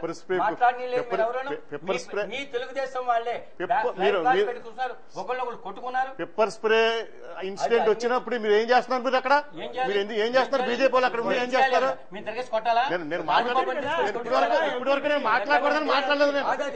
కృష్ణ గారు మళ్ళీ మీకు ఇస్తారు అవకాశం. ఒక్క నిమిషం కృష్ణ గారు మీకు కూడా అవకాశం ఇస్తారు. జైన్ గారు మాట్లాడలేదు. జైన్ గారు మాట్లాడాక ఇంకో విషయం ఆగండి. దీని మీద దాని గురించి ఇంకో చర్చ పెట్టండి. మీరు ఎలక్షన్ అయిన తర్వాత పెట్టండి మాట. ఇప్పుడు ఎలక్షన్ ముందు ఈయన నేను గట్టిగా మాట్లాడుకుని బాగుంటుంది. అక్కడ వదిలేండి. ఎందుకంటే నేను యథార్థం మాట్లాడతాను. మీకు ఇస్తాం. ఇంకో విషయం డాక్టర్ గారు చెప్పినట్టు కరెంటు ఆయన అన్నారు చాలా ఓపెన్ ఛాలెంజ్ చేశారు. ఆయన ఇక్కడ ఉన్న రాజకీయ నాయకులు, రాజకీయ పార్టీలు ఎవరైనా కానీ మా కరెంటు మేమే వాడుకుంటాం, మీకు ఇవ్వము, తెలంగాణ ఇవ్వగానే ఎవరన్నా ధైర్యంగా చెప్పగలరా అని చెప్పేసి ఎవరు చెప్పలేరు. అలా కేసీఆర్ అంటాడు ఇవాళ మా నీళ్లు మీకు రానివ్వమంటాడు. కేసీఆర్ అంటే వాడికి ఏం పోయిందండి? అక్కడ ఆ తెలంగాణలోనే ఉన్నాడు వాడు. ఇక్కడ పార్టీలోనే కాంగ్రెస్ పార్టీ అయినా ఉండి, తెలుగుదేశం పార్టీ అయినా ఉండి, బీజేపీ అయినా ఉండి, జగన్మోహన్ రెడ్డి గారి పార్టీ అయినా అన్ని చోట్ల ఉన్నారు వాళ్ళు. రాష్ట్ర ప్రజలు ఇక్కడ ప్రజలు కావాలి, అక్కడ ప్రజలు కావాలి మాకు. అందుకని మనకు ఇక్కడ ఆఫ్ చేసాం అనుకోండి, కరెంట్ మనం ఆఫ్ చేస్తా ఉన్నాం అనుకోండి, అక్కడ కొన్ని ఆఫ్ చేసి అక్కడ ఉంటాయి. కాబట్టి మనం అన్ని దృష్టిలో పెట్టుకుని చెప్పాలి. కానీ కేవలం ఒకటే దృష్టిలో పెట్టుకుని కరెంట్ ఆఫ్ చేస్తాం మేము ఇది ఇలాంటి కొంచెం అది మరీ ఎక్కువగా ఉంటుంది. అది జైన్ గారు మీరు చెప్పండి. ఇప్పుడు ఇలాంటి పరిస్థితుల్లో ఓటర్ ఎవరి వైపు చూపు చూడాలి, ఎవరిని ఆదరించాల్సిన అవసరం? ఇప్పుడు ఓటర్ పరిస్థితి గంపలో పుచ్చిపోయిన పళ్ళు ఉన్నాయి. దాంట్లోది ఇంక ఏది తక్కువ పుచ్చు అనేటటువంటి పరిస్థితి ఉంది. ముఖ్యంగా ఒకందుకు మనం విచారించవలసినటువంటి పరిస్థితి ఉంది. డాక్టర్ గారు అందాక చెప్పింది 100% యథార్థం. కోస్తా జిల్లాలు నాయకుడు లేని అనాథ అయిపోయారు మొన్న. ఈ జిల్లాల ప్రయోజనం కోసం తప్ప మాట్లాడేటటువంటి నాదుడు లేనటువంటి పరిస్థితి వచ్చింది. ఇప్పుడు ముంపు గ్రామాల కోసం, తాలూకాల కోసం అని అన్నారు, మేము కలిపి తీరుతామని అని అంటున్నారు. రేపు ఈవేళ నరేంద్ర మోదీ రేసులో ఎదరున్నారు. కర్మగాలి ఇక్కడ 25 సీట్లు ఏమీ రాకుండా ఎవరికో మా సమైక్యాంధ్ర పార్టీ బలపరిచేవాడికో, జగన్ పార్టీకో, వీళ్ళకో వచ్చి 17 సీట్లు కేసీఆర్ చేతిలో ఉన్నాయనుకోండి. నరేంద్ర మోదీ నీకు బలపరుస్తాను, ఈ తాలూకాల కలపకు అని అంటే అటక మీద పారేస్తారు. గతంలో రాముడికే గుడి లేదు, రాముడికి దిక్కు లేదు, రాముడిని అటక మీద బారేశారు. ఆర్టికల్ 370 అటక మీద బారేశారు. కామన్ సివిల్ కోడ్ అటక మీద బారేశారు. భారతీయ జనతా పార్టీ జనసంఘ కాడు నుంచి చెప్పుకు వచ్చింది. ఎందుకనంటే సహజం, అక్కడ మిత్రపక్షాలని కలుపుకోవాలి, రాజకీయ అధికారం నడపాలి. రేపు గనకాన్ని అంటే కోస్తా జిల్లాలు కూడా ఎవరికి కావాలి? ఇవాళ భద్రాచలం ఎవరిదండి? మరి మన కోసం ఒక ప్రాంతీయ పార్టీ నాయకుడైనటువంటి చంద్రబాబే మాట్లాడకపోతే భద్రాచలం మాది. మనం కలిసినప్పుడు ఏవైతే తీసుకొని కలిసామో విడిపోయేటప్పుడు వాళ్ళు డెవలప్ చేసి వాళ్ళు ఉంచుకోవటం ఒకనే, మనీ కూడా ఉంచేసుకుంటారా? కానీ రేపు వీళ్ళు మాట్లాడరు. ఎందుకంటే అక్కడ నాకు ఓట్లు కావాలి కాబట్టి అవ్వా బువ్వా కావాలి అనేటటువంటి వాళ్ళు రేపు దీనికి న్యాయం చేయగలిగే పరిస్థితి కాదు. కారణం దాంట్లో నువ్వు చాలా ఎందుకు ఈవేళ ఆ విభజనని మనం వ్యతిరేకించో లేకపోతే జరిగిన తీరునో అని అంటే దానికి చాలా సేపు వివరించవలసినటువంటి అవసరం వస్తుంది. గతంలో వస్తున్నటువంటి వాటర్ కిందకి ఇవాళ రావటం లేదు. పైన పంపింగ్ స్కీమ్లన్నీ స్టార్ట్ అయిపోయి ఆలమట్టి కారణంగా కృష్ణా డెల్టా రిస్కులో పడి ఉంది. 10 లక్షల ఎకరాలు అది, 10 లక్షల ఎకరాలు ఇది. రేపు ఎడారైపోయేటటువంటి సస్యశ్యామలమైన ప్రాంతం ఎడారైపోతుంది. పోనీ నువ్వు తెలంగాణ కోసం తెలంగాణ ఇచ్చావా? ఈవేళ నిజంగా విభజనకి మనం ఏం వ్యతిరేకం కాదు, కానీ విభజన చేసిన తీరు ఏ ప్రజాస్వామ్యవాది కూడా బలపరచకూడదు. కనీసం అలాగా ఆఖరికి ఎంత చేయాలి త్యాగం? మా అబ్బాయి నీ నీటిలో మునిగిపోతూ ఉంటే నేను ఇక్కడి వరకు అలా అలా అలా లేస్తాను, ఇంకా ఇది దాటిందంటే మునిగిపోతాను. ఆఖరికి 6 ఎంపీలు ఆత్మాహుతి చేసుకున్నారు. వాళ్ళు తన ప్రభుత్వం మీద తమ అవిశ్వాస తీర్మానం పెట్టడం భారతదేశ చరిత్రలో లేదు, బహుశా భవిష్యత్తులో రాదు. ఇంకా వాళ్ళు రాజకీయంగా ఆత్మాహుతి. ఇంకా అంతకంటే ఏం చెయ్యాలి? వాళ్ళు అటు నాయకత్వాన్ని రక్షించుకుంటూ చేసి వ్యతిరేకిస్తూ ఏ పరిస్థితిలో లోక్సభ మూసారా, టీవీ ఆఫ్ చేసారా? ఏంటది? ఇది ప్రజాస్వామ్య దేశమా లేకపోతే ఇటలీ సామ్రాజ్యమా? ఎందుకు లేకపోతే ఫలానా వాడు మనకి నరేంద్ర మోదీ బంధువా లేకపోతే సోనియా గాంధీ మీద వ్యతిరేకత అనేటటువంటి కాదు. జనం ఆ రకమైనటువంటి దాన్ని హర్షించలేదు. విభజనకి ఎక్కడికి వెళ్ళిపోలేదు, అది అక్కడే ఉంది. కానీ ఆ చేసిన తీరు ఎందుకు? 17 సీట్లు మనకి వచ్చేస్తాయని. అయితే కేసీఆర్ అనేటటువంటి వాడు మన శత్రువే అవ్వచ్చు. ఇప్పుడు ధారాసింగ్ అంటే నాకు కిట్టదని ఆడితో కుస్తీ పడితే నా మక్కలు ఎరగొట్టేస్తాడు. వాడు బలవంతుడని నేను ఒప్పుకోవాల్సిందే. 33 ఆంధ్రప్రదేశ్ నుంచి ఇచ్చి 22 కోస్తా ప్రాంతం నుంచి ఇస్తే తన కొడుకు కోసం వాళ్ళ పీకు నలిపేసినావిడి మన్ని మాత్రం వదులుతుందా? ఎందుకు వచ్చిందని చెప్పి సాధించేవాడికి సాధించారు. తర్వాత ఈ నమ్మకాన్ని వమ్ము చేసేటటువంటి వ్యక్తిగా. లేకపోతే అరుణ్ కుమార్ కాంగ్రెస్ పార్టీకి దూరం అవుతాడా? కాంగ్రెస్ పార్టీ నుంచి అతను రాజీనామా ఇవ్వలేదు, పార్టీ సస్పెండ్ చేసింది. సరే తర్వాత అని చెప్పేసి ఈవేళ పార్టీకి ద్రోహం చేశారు. దేశానికే ద్రోహం చేసింది సోనియా గాంధీ, రాష్ట్రానికి ద్రోహం చేసింది. సస్యశ్యామలమైన 13 జిల్లాలను ఎడారి కింద మార్చేసింది కదా. ఆవిడ కారణం అంటూ రేపు ఈవేళ నిజంగా అక్కడ చంద్రశేఖరరావుగా సీట్లు వచ్చేసేసి కేంద్రంలో అతను ఆడించగలిగే పరిస్థితి వస్తే మన పరిస్థితి ఏంటి? 9 సంవత్సరాల్లో గతంలో ఈవేళ గత పాలకులు ఎవరు కూడా రౌతు సూర్యప్రకాశ్రావు గారు నేను అలా చేస్తాను నేను ఇలా చేస్తానని చెప్పకూడదు. నేనేం చేశానో ఆయన చెప్పొచ్చు. 10 సంవత్సరాలు చేశాడు ఆయన కాబట్టి గులాబ్ జామున్ తీయగా ఉంటుంది అని చెప్పక్కర్లేదు. 9 సంవత్సరాలు ఈ రాష్ట్రాన్ని పాలించినటువంటి నాయకుడు రేపు వస్తే ఏదో చేస్తానని చెప్పక్కర్లేదు. 9 సంవత్సరాల నిర్వాహకం జనానికి తెలుసు. ఇవాళ రాహుల్ గాంధీ ఎంతెంత మేనిఫెస్టో ఇస్తున్నాడు, ఇవ్వక్కలేదు. 10 సంవత్సరాలు నీ ప్రభుత్వమే 5 కోట్ల ఉద్యోగాలు ఎవరు కాదన్నారు? ఇవ్వలేకపోయావా? కాబట్టి పాలకు ఎవరైతే పరిపాలించి ఉన్నారో వాళ్ళు మేము అలా చేస్తాం ఇలా చేస్తామని మరి ఇవన్నీ నన్ను ఎందుకు నిర్వాహకం లేకపోయింది? ఈవేళ నో డౌట్ ఏ ఎన్నికలు జరిగినా లోక్సభలో నెంబర్ 1 ఛాన్స్లో నరేంద్ర మోదీ ఉన్నాడు. అయితే అతన్ని తప్పించడానికి ఏమాత్రం కాంగ్రెస్ కి కొన్ని వచ్చినా ఈ మిగిలిన వాళ్ళని మూడో ఫోర్స్ ని ఎదరచేసి సంవత్సరంన్నర నడిపి లోక్సభకి ఎన్నికలకి రావచ్చు. కాబట్టి రాబోయేది మధ్యంతర ఎన్నికలే. ఏది ఏమైనప్పటికీ కూడా ఓటర్ ఎలా ఉండాలి?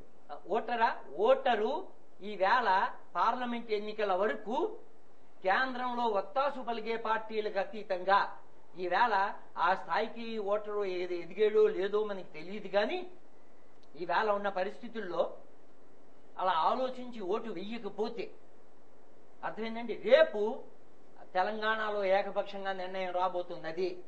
వాళ్ళు కేంద్రంలో ఉండే ప్రభుత్వానికి మద్దతు ఇస్తామని చెప్పేసి ఆంధ్రప్రదేశ్ మీద ఏ స్థాయిలో కత్తి పెట్టమంటే అది పెడతారు. ఎందుకంటే సొంత పార్టీయే పెట్టింది. అలా చేయవలసిన అవసరం లేదు. తెలంగాణ ఇస్తే కూడా ఎవరికి కానీ ఇచ్చే పద్ధతి అది కాదు కదా. మనకు ఉండే నీటిపారుదల సమస్య చైతన్యం పొందాలంటారు ఓటర్. చైతన్యం.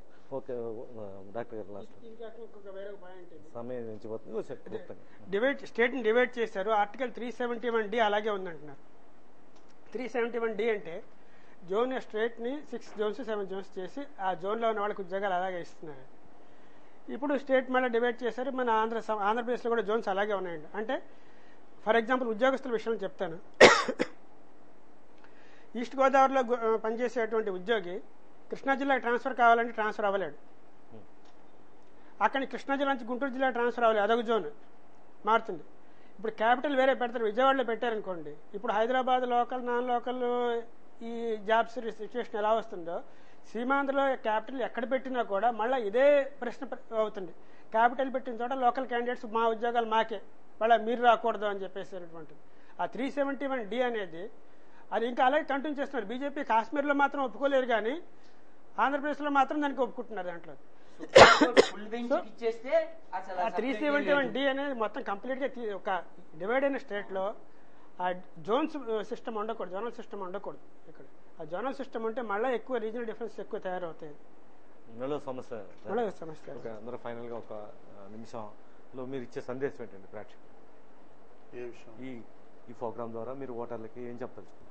1 minute లో కంటే అప్పటికే సమయం. ఓటర్స్కి నేను చెప్పేది ఒకటే, ఇప్పుడు అందరూ చెప్పేదానికే, మొన్న కార్పొరేషన్ ఎన్నికలు జరిగినాయి మొన్న రీసెంట్గా రాజమండ్రిలో. ధన ప్రభావం అనేది చాలా దారుణంగా ప్రభావం ఎంతవరకు చూపిందా కానీ ధనం ప్రవాహం మటుకు చాలా దారుణంగా జరిగింది ఆఖరి 2-3 రోజుల్లోనే. దయచేసి, ఎందుకంటే రేపు జరగబోయే ఎన్నికలు జనరల్ ఎలక్షన్స్ అనేవి ఈ రాష్ట్రానికి కాకుండా దేశానికి కూడా చాలా క్రూషియల్ ఎలక్షన్స్, ఇవి చాలా ఇంపార్టెంట్ ఎలక్షన్స్. కాబట్టి ఈరోజు ఒక అభ్యర్థి 100 రూపాయలు ఇస్తాడు, 500 ఇస్తున్నాడనో లేకపోతే 1000 రూపాయలు ఇస్తున్నాడనో ఒక క్షణం ప్రలోభపడితే మన జీవితాన్ని, మన పిల్లల జీవితాన్ని కూడా పణం పెట్టినట్టు అవుతుంది.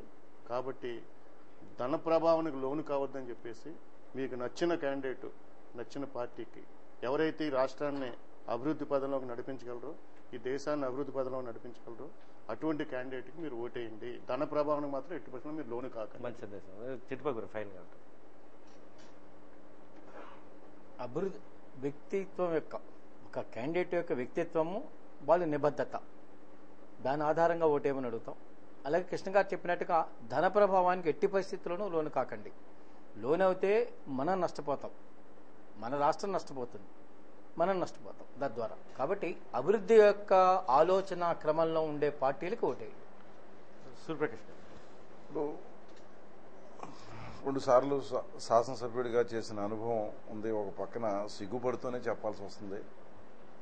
ప్రజలు తమ జీవితాలకు సంబంధించినటువంటి భవిష్యత్తును నిర్ణయించుకునేటప్పుడు ఏముంది ఓటు అని చెప్పి చాలా తేలిగ్గా తీసుకునేటువంటి పరిస్థితుల నుంచి ఇది మన భవిష్యత్తుతో ముడిపడి ఉన్న సంఘటన, పొద్దున్న నిత్యం ఉదయం లేచిన కాడి నుంచి శాంతి భద్రతలు కానివ్వండి, అభివృద్ధి సంక్షేమ కార్యక్రమాలు కానివ్వండి, జరిగేటువంటి లంచగొండితనాలు కానీ అన్నింటినీ రూపుమాపేటువంటి వ్యక్తులు కొద్ది నిబద్ధతతో పనిచేసేటువంటి వాళ్ళని ఎన్నుకునేటువంటి ఆలోచన కానీ మరలా 5 సంవత్సరాల వరకు మనకి అవకాశం రాదు అనేది మాత్రం అభ్యర్థి ఆలోచించుకుంటా ఇవాళ ప్రతి ఒక్కరు కూడా అది విధంగా చెప్పడానికి సిగ్గుపడుతున్నాను.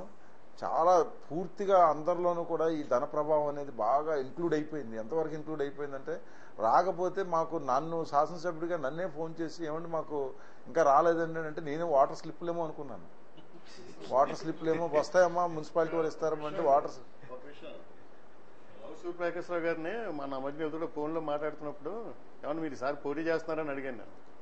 ఏమంటే 10 కోట్లు 20 కోట్లు పెట్టి పోటీ చేసి మనం స్టేక్ చేయవలసిన అవసరం ఉందంటారా ఎలక్షన్లో అడిగాడు ఆయన. దాన్ని బట్టి ఎందుకంటే ఆయన 10 ఏళ్ళ అనుభవం ఉన్న అలాగే మాట్లాడుతుంటే దాన్ని బట్టి అర్థం చేసుకోవాలి. ప్రధానంగా కృష్ణ గారు చెప్పినట్టుగా నేను ఏంటంటే 10 సంవత్సరాలు కూడా ఏంటంటే ఈ రాజకీయాలు విద్యార్థి నుంచి ఉండి ఏదో సర్వీస్ చేయాలని వచ్చిన తర్వాత ఆ మార్పుకి ఇవాళ చెప్తున్నాను కదా, అంటే ఆ మార్పు ఎందుకు ఎలా పెరిగిపోయిందంటే ప్రజల్లో ఇది ప్రజాప్రభుత్వం, మనచే ఎన్నుకోబడినటువంటి ప్రభుత్వం మన సంక్షేమం కోసం, మన యొక్క నిత్యం ఉదయం పొద్దున్న లేచిన కాడి నుంచి శాంతి భద్రతలు అనేది చాలా ప్రధాన అంశం. ఇవాళ రాజమండ్రి అర్బన్ జిల్లా చేసామంటే దీని తర్వాత ఓ 10 మంది డిఎస్పీలు వచ్చినా ఇంత ప్రశాంతంగా ఊరు ఉండడానికి పోలీస్ వ్యవస్థ చాలా ఇలా ప్రతి ఆస్పెక్ట్లోనూ అభివృద్ధి కానీ ప్రతి దాంట్లోనూ కూడా అదే ఆలోచించడం మానేసి ఇవాళ నాకు ఈ క్షణాన్ని ఏం మేలు జరుగుద్ది అనేటువంటిది ఓటర్లో ప్రధానంగా మార్పు రావాలి. చాలా అత్యధిక శాతంలో మార్పు రావాలి. ఆ మార్పు రాకపోతే మాత్రం భవిష్యత్తులో ప్రజలు చాలా తీవ్ర ఇబ్బందులు పడేటువంటి పరిస్థితిని వాళ్ళే కొని తెచ్చుకోవాల్సి వస్తుంది. ఇవాళ ఆలోచన దిశగా ఇవాళ గతంలో జైన్ గారు చెప్పారు బాగా, ఆయన పూర్వం నుంచి కూడా ఈ స్వతంత్రోద్యమంలో సుబ్బరాజు గారు కానీ లింగరాజు గారితో తిరిగినటువంటి అనుభవాలు వారు చెప్పారు. అలాంటి ఆలోచన కానీ ప్రజలు మనం ఏదైనా అవసరమైతే రాజకీయ నాయకుడికి మనం సహాయం చేసి అతను నిలబెట్టుకుందాం అనే ఆలోచన ప్రజల్లో రాకపోతే మాత్రం ప్రజలే చాలా తీవ్ర ఇబ్బందులు పడతారు. అటువంటి ఆలోచన రావాలి. వచ్చి రాజకీయ నాయకుడిని అతని నిజాయితీని గుర్తించి ప్రజలు మాత్రం ముందుకు రాకపోతే మాత్రం ఈ రాబోయే ఎన్నికల్లో ప్రజలు రాబోయేటువంటి భవిష్యత్ తరాల్లో చాలా ఇబ్బందులు ఎదురవుతాయి. దాన్ని ఆలోచించి ఓటు చేస్తే బాగుంటుంది. సార్, సంస్కరణలకి నిలయం రాజమండ్రి. ఈ రాజమండ్రిలో జరిగేటువంటి రేపు జరగబోయేటువంటి ఎన్నికల్లో రాజమహేంద్రి ప్రజలు ఓటర్స్ మంచి నిర్ణయం తీసుకుని సమర్థుడైన నిజాయితీపరుడైనటువంటి అభ్యర్థికి ఓటు వేసి ఏదైతే మనం భవిష్యత్తులో ఈ దేశాన్ని, ఈ రాష్ట్రాన్ని, అలాగే ఈ రాజమండ్రి నగరాన్ని ఏదైతే మనం మంచి ఉన్నత స్థితిలో కోరుకుంటున్నామో అలాగే ఇవాళ యువత చాలా ఎక్కువ శాతం మరి వాళ్ళ ఓట్లు తెచ్చుకున్నారు. వాళ్ళ యొక్క భవిష్యత్తును కూడా దృష్టిలో పెట్టుకుని వారు ఖచ్చితమైన నిర్ణయం తీసుకుని ధన ప్రభావం కాకుండా ఇవాళ సామాన్యుడికి కూడా ఇవాళ చట్టసభల్లోకి వెళ్ళేటువంటి అవకాశాన్ని మాత్రం కల్పించాలని మాత్రం నేను రాజమండ్రి ప్రజలకు విజ్ఞప్తి చేస్తాను. డాక్టర్ గారు, ఇప్పుడు అన్ని పార్టీలు ఇక్కడ ఒకే అభిప్రాయంతో ఉన్నాయి. ధన ప్రవాహం, ఓటర్లు, ఈ 2 అంశాలు మాట్లాడుతున్నారు. ఓటర్లు ఏ విధంగా చైతన్యం. ఇక్కడ ఉన్న అన్ని పార్టీలు డబ్బు పంచకూడదని ఒక నిర్ణయానికి కట్టుబడి ఉంటే కనుక రేపటి ఎన్నికల్లో ధన ప్రవాహం లేకుండా ఉండే అవకాశం ఉంటుంది. మీరు ఇచ్చే సూచన ఏంటి ఫైనల్గా 1 minute? వాళ్ళు ఉండరండి, వాళ్ళే చేస్తారు. చెప్పిన పార్టీలే చేస్తాయి. దాంట్లో నాకు ఎటువంటి అనుమానం లేదు. వాళ్ళు ఆపిన రోజున ఆటోమేటిక్గా ఎవరు ఇవ్వకపోతే ఓటర్కి ఏదో చేస్తూ ఉంటుంది. వీళ్ళు ఖచ్చితంగా పంచుతారు, డబ్బులు పంచుతారు. పంచడం వల్లే జరుగుతూ ఉంటుంది. ఫైనల్గా ఇచ్చే మెసేజ్ ఓటర్కి మీరు ఇచ్చే ఫైనల్ మెసేజ్? అందరూ చెప్పినట్టు, సూర్యప్రకాష్ గారు చెప్పినట్టుగా ఇది ఓటర్లో మార్పు రావాలి. మనీ తీసుకొని వేయటం అనేది కొంతమంది మధ్యలో విన్నాను. అందరూ డబ్బులు ఇచ్చారు కాబట్టి మన ఇంట్లో 4 ఓట్లు ఉన్నాయి, అందరికీ న్యాయం చేద్దాం, నలుగురు పోయి తీసుకుని నలుగురికి 4 ఓట్లు ఒక్కొక్క ఓటు వేసేద్దామని. ఫుల్ టైట్ అయిపోతుంది ఎలక్షన్, అభ్యర్థులు కూడా టెన్షన్. అలా చెప్పారు. నేను I come across so many people అండి. వాడు ఇచ్చాడు, వీడి ఇచ్చాడు కాదు, ఆడికి వీడికి 2 ఓట్లు చెరకు ఓటు వేసి చేస్తుంటారు. దీంట్లో రేపు సమాజాన్ని తీవ్రంగా దోచేటువంటి దోపిడీదారుడు ఒక కంటెస్టెడ్ గా ఉంటాడు. అతను ఇచ్చినట్టుగా డబ్బు నిజాయితీగా ఉన్నవాడు ఇవ్వలేడు కదా, ఇవ్వలేడు. ఎగ్జాక్ట్లీ. అందుకని మీరు ఎవరు డబ్బులు ఇస్తే తీసుకోకూడదు.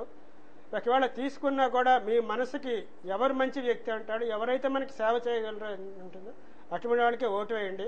అంతేగాని డబ్బులు తీసుకున్నాం కదా మనం న్యాయం చేద్దామని మాత్రం మీరు ఆలోచించద్దు. యాజ్ ఇట్ ఈజ్గా టోటల్గా సొసైటీకి ఎలా న్యాయం జరుగుతుంది అని ఆలోచించి ఆ వ్యక్తిగా ఓటు వేయండి. జైన్ గారు మీరు చెప్పండి, డబ్బులు సంస్కృతి పోవాలి అంటే అన్ని పార్టీలు ఏం చేయాలి? ఈవేళ అన్ని రాజకీయ పార్టీలకి చెందిన వాళ్ళు డబ్బు ప్రవాహాన్ని తప్పు పడుతూనే ఖర్చు పెట్టే అభ్యర్థినే వెతుకుతున్నారు.